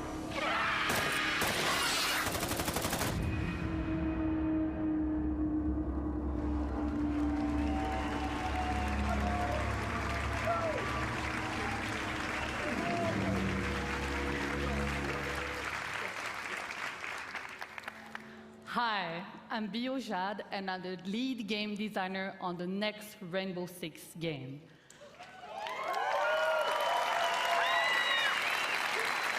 It's called Tom Clancy's Rainbow Six Quarantine.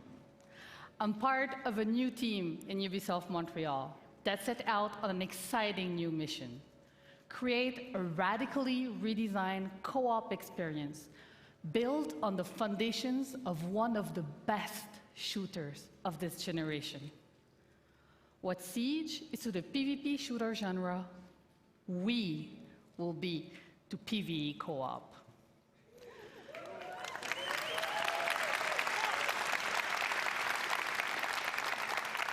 Quarantine will test your tactical skills and survival instincts, holding you and your operators on the razor's edge. It pulls you together as a squad, facing off against an unknown and devastating parasite. You will risk everything every time you step into quarantine.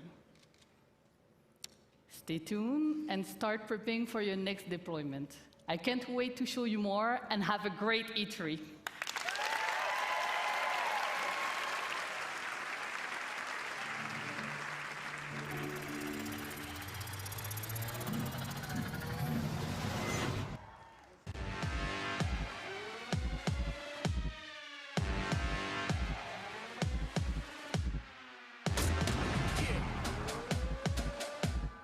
Is that a f***ing hunter? Yeah! God, Mom! I'm playing video games!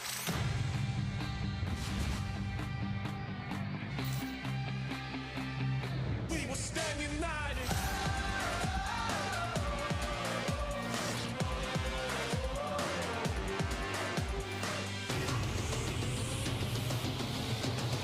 We will stand united! What's up, Ubisoft family? What's up? Yeah. All right. Woo.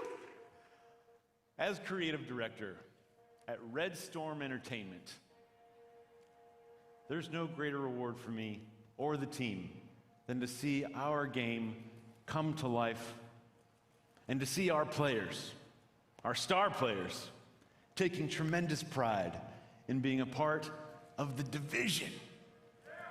Yeah!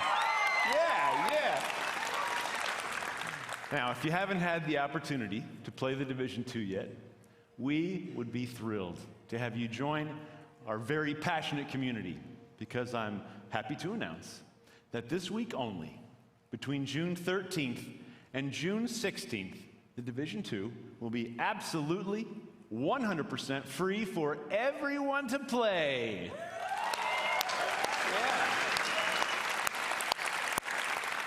And there's no better time to join us, as we're about to release the first of our major content updates for our year one journey. A journey beyond Washington, D.C., to save not just a city, but an entire nation.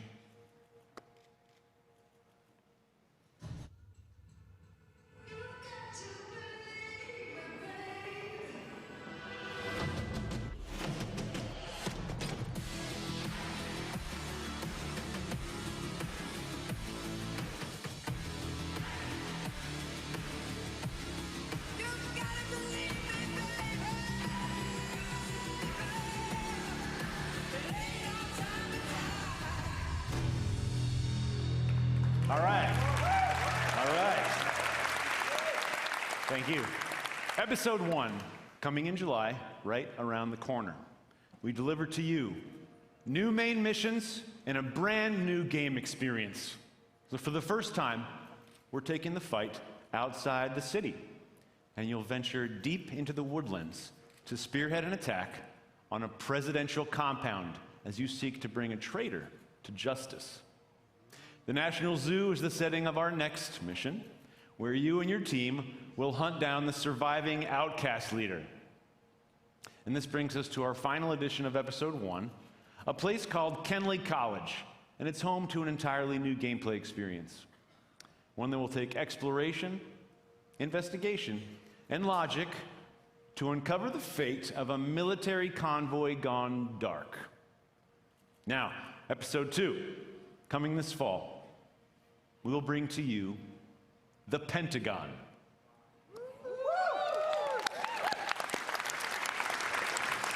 Once an impenetrable fortress, it has fallen to the Black Tusks, and its secrets are about to be thrown out into the open. You must do everything it takes to secure what lies behind the walls of this last castle. But this won't be the greatest danger you face in Episode 2. I'm very excited to tell you that our second raid will be coming this fall, bringing back intense 8-player action. Yeah!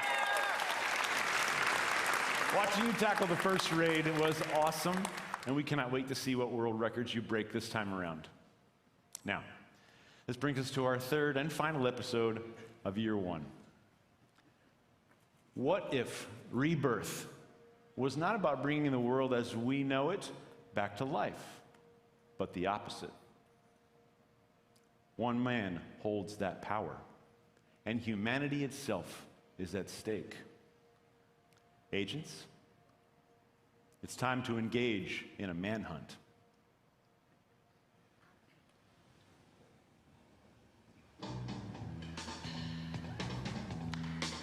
It's the time of the season when love runs high. In this time, give it to me easy. Let me try with pleasure. We had the training.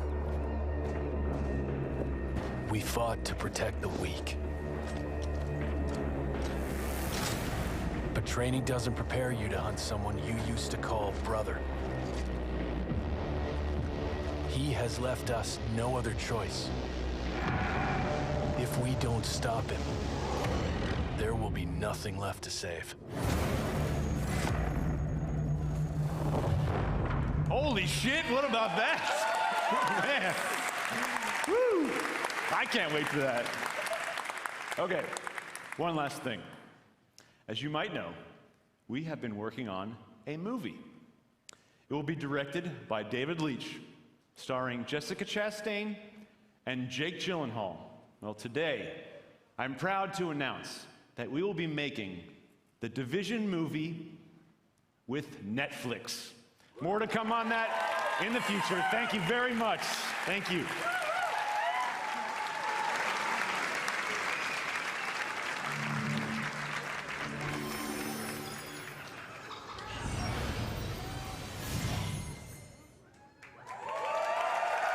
Oh my God. Wow. Hello, everyone.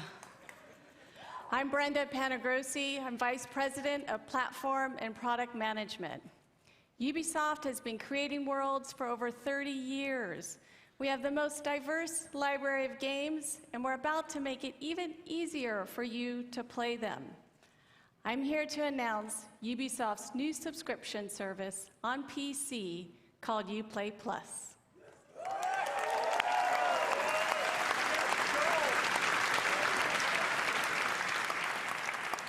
You'll get earliest available access to new games, including the premium editions with all their additional content. And you can enjoy the depth of our PC catalog that includes over 100 games and growing.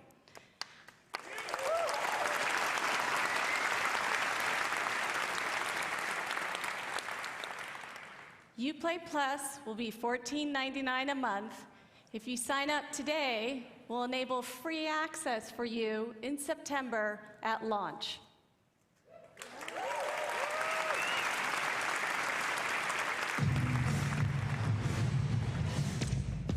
Let me know if you ready to get dollars, holla, cause we wildin' out. If you want it ready, steady, go. Fight the good fight because this is war.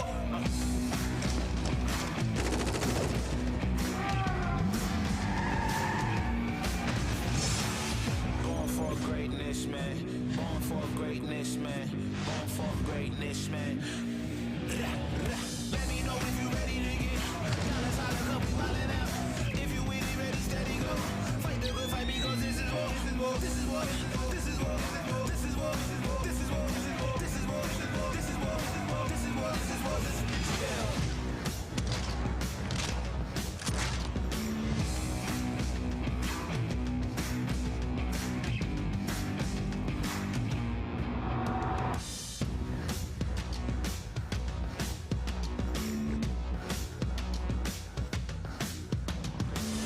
Born for greatness, man. Born for greatness, man. Born for greatness.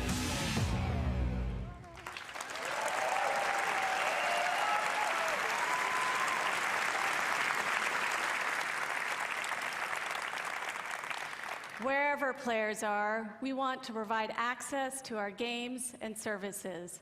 I'm pleased to announce that in 2020, Uplay Plus will be available on Stadia.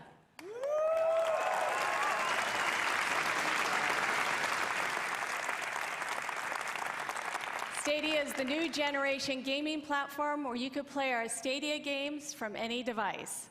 A special thank you to Phil Harrison and his team. This is the beginning of our partnership.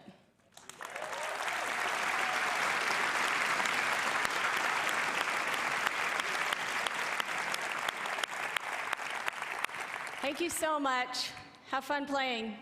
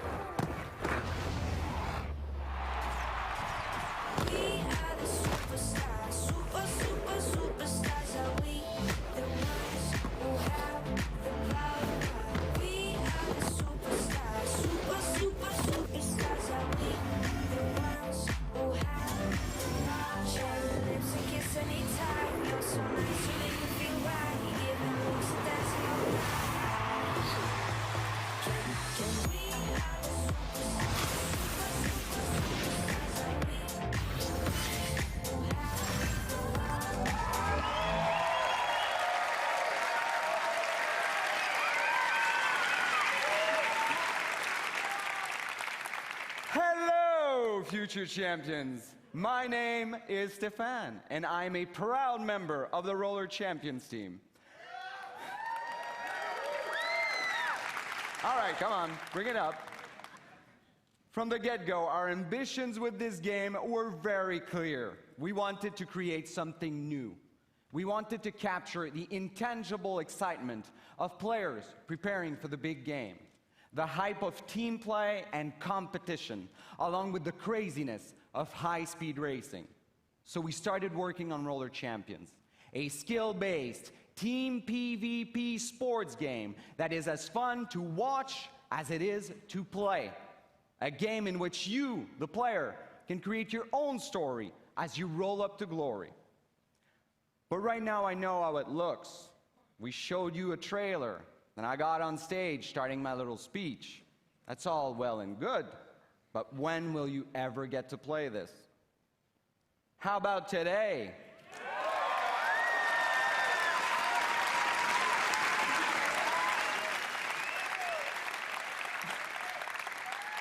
That's right. When we're done here, I want you to head over to Uplay on your PC to download a pre-alpha E3 demo of Roller Champions. Play the heck out of it for the next few days. And when you're done, head to the forums to tell us what you thought.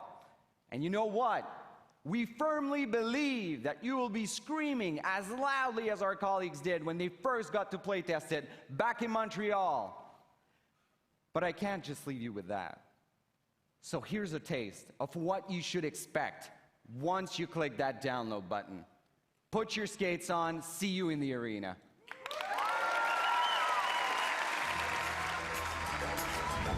Welcome, ladies and gentlemen, to another nail-biting game of Roller Champions! Start the party, celebrate. I'm sick of nonsense. I want to elevate. Look at him go! Unbelievably fast! Remove the chain! What a tackle! Do it. If you really want to break away, up, up,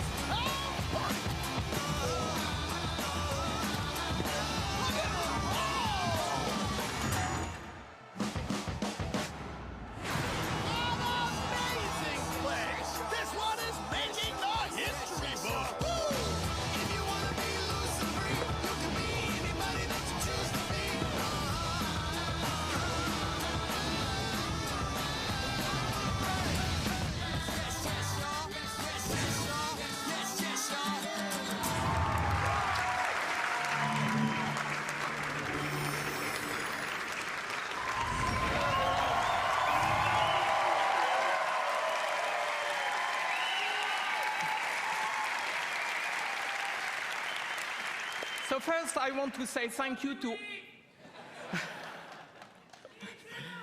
Thank you. So first, I want to say thank you to all the Ubisoft teams around the world for your talent and energy. You know, congratulations for another great show. Thank you. So I believe video games have a positive impact on all of us and the world around us. At Ubisoft, our intention is to create games that will make you stronger and happier in your life. When you play Ubisoft games, we hope you will spend quality time with family and friends and meet new inspiring people. Learn more about yourself by doing and gain new perspective on the world and help shape it. So to everyone who plays our games, thank you for your love.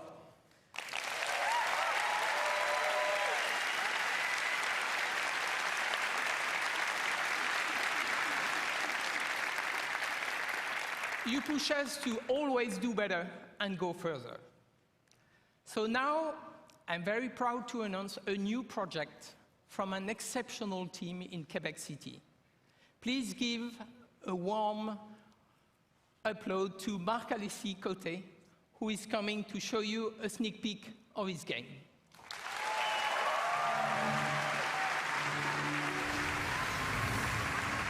Hello, Marc-Alexis. Thank you so much, Yves.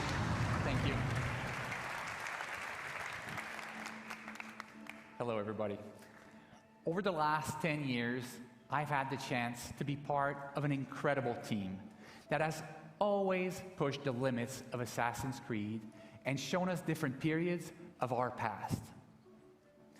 But our imagination has always been bound to the reality of the history books.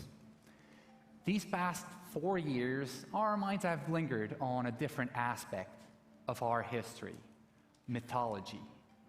The stories of the ancient gods and their misadventures have existed through generations of storytellers and audiences and have transformed into tales that we still know and love today.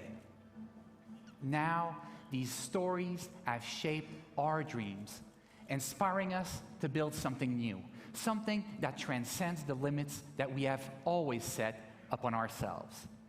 Today, I am very proud to have the chance to show you a glimpse, to show you a teaser of this brand new game that we've been working on. I hope you enjoy it. Thank you, and have a great E3.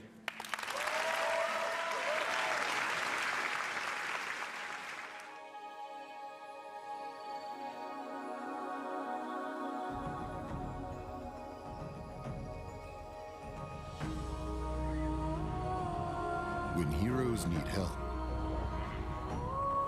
they turn to the gods.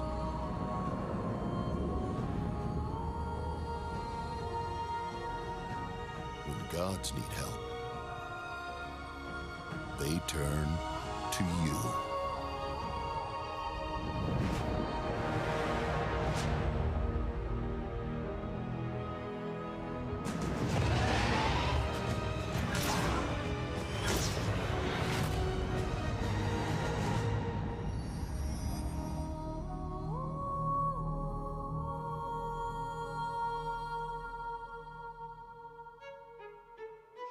Here we are. Hello, everybody. Let this sink in. Let this sink in, indeed. Hello, everybody at home. Thank you so much for watching. I hope you had a great show. But this is just the beginning, guys. This is just the beginning. Thank you, thank you, thank you. This is just the beginning. We are here outside of the Orpheum Theater, live from the Pro Zone, where we have an incredible Rainbow Six Siege show match together with Twitch rivals. We have our two new best friends, T-Pain and Lil Yachty. We brought some other streamers, so let's do this shit!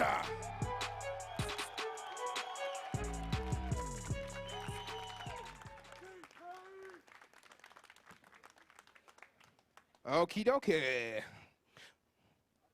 And we're live again, indeed. So once again, a quick reminder, Operation Phantom Sight will be available starting tomorrow. Any Rainbow Six fans here? Ooh, I like that. I like that. Now, we are super proud, super happy to present to you the Twitch Rivals Rainbow Six Siege Celebrity Showdown for the first time. This is one of many Rivals events to follow this year. At least we hope so. If this goes well, I guess it's up to you guys at home and to you guys here. Also, we have, as mentioned, 8 incredible streamers. We have 8 of the best streamers from all over the world. Probably the best in the world. Why not? Let's go for that. And 2 amazing team captains. And a quick thank you to our sponsors, to our partners at AOC and Trust for hooking us up with some of the gear you see out here. Thank you guys, you're amazing. Now, the moment you have all been waiting for. The unexpected teams. Team number 1, Team Pain. Make some noise, everybody! We got T-Pain, we got Ammunition, we got B-Nans, we got Lil Lexi, and we got the Russian Badger. What's good, homie? How you feeling? I feel good. I feel good. Slightly less bloated than earlier. I'm good. You brought some friends? I did bring some friends. These are all the winners over here. So you know, this is how that works. So you know, we got Yachty here. I heard. So I had heard. What's the first thing that came to mind when you heard you were gonna battle this man? You know, no big deal. It was like, oh, he's gonna be there too. That'd be cool. He can watch us win, I guess. Oh shit! So you're gonna win? Huh? Yeah, sure. Why not? All right. So let's call Team 2 to the stage because it's time for this. All right, everybody, make some noise for Team Yachty. We got Lil Yachty. We got Bikini Baz. We got Moondai, Sacriel, and Xander LP. How you doing, brother? Y'all good? All right. Come on, you're gonna beat him, right? What's up with that? Sure. Sure. I mean, word around town is, I heard that if NA win, it'd be the first thing they ever won, so. Oh, shit. Any response to that? You know, winning once is always great. No big deal. This is probably be my first time winning anything at all ever. So, you know, but, you know, I'll take the one win over 10,000 losses. I'll be okay. I'll take this as the first win. Well, so as a quick reminder to everyone, we're playing for good here. We're playing for charity. We're playing for Girls Who Code. Bueno, aquí le vamos a dejar. Muchas gracias a todos los que nos estuvieron viendo. Y les recordamos que al rato tenemos la conferencia de Square Enix a las 8 p.m. Entonces no se la vayan a perder. Vienen cosas bastante interesantes. Que tengan un excelente día.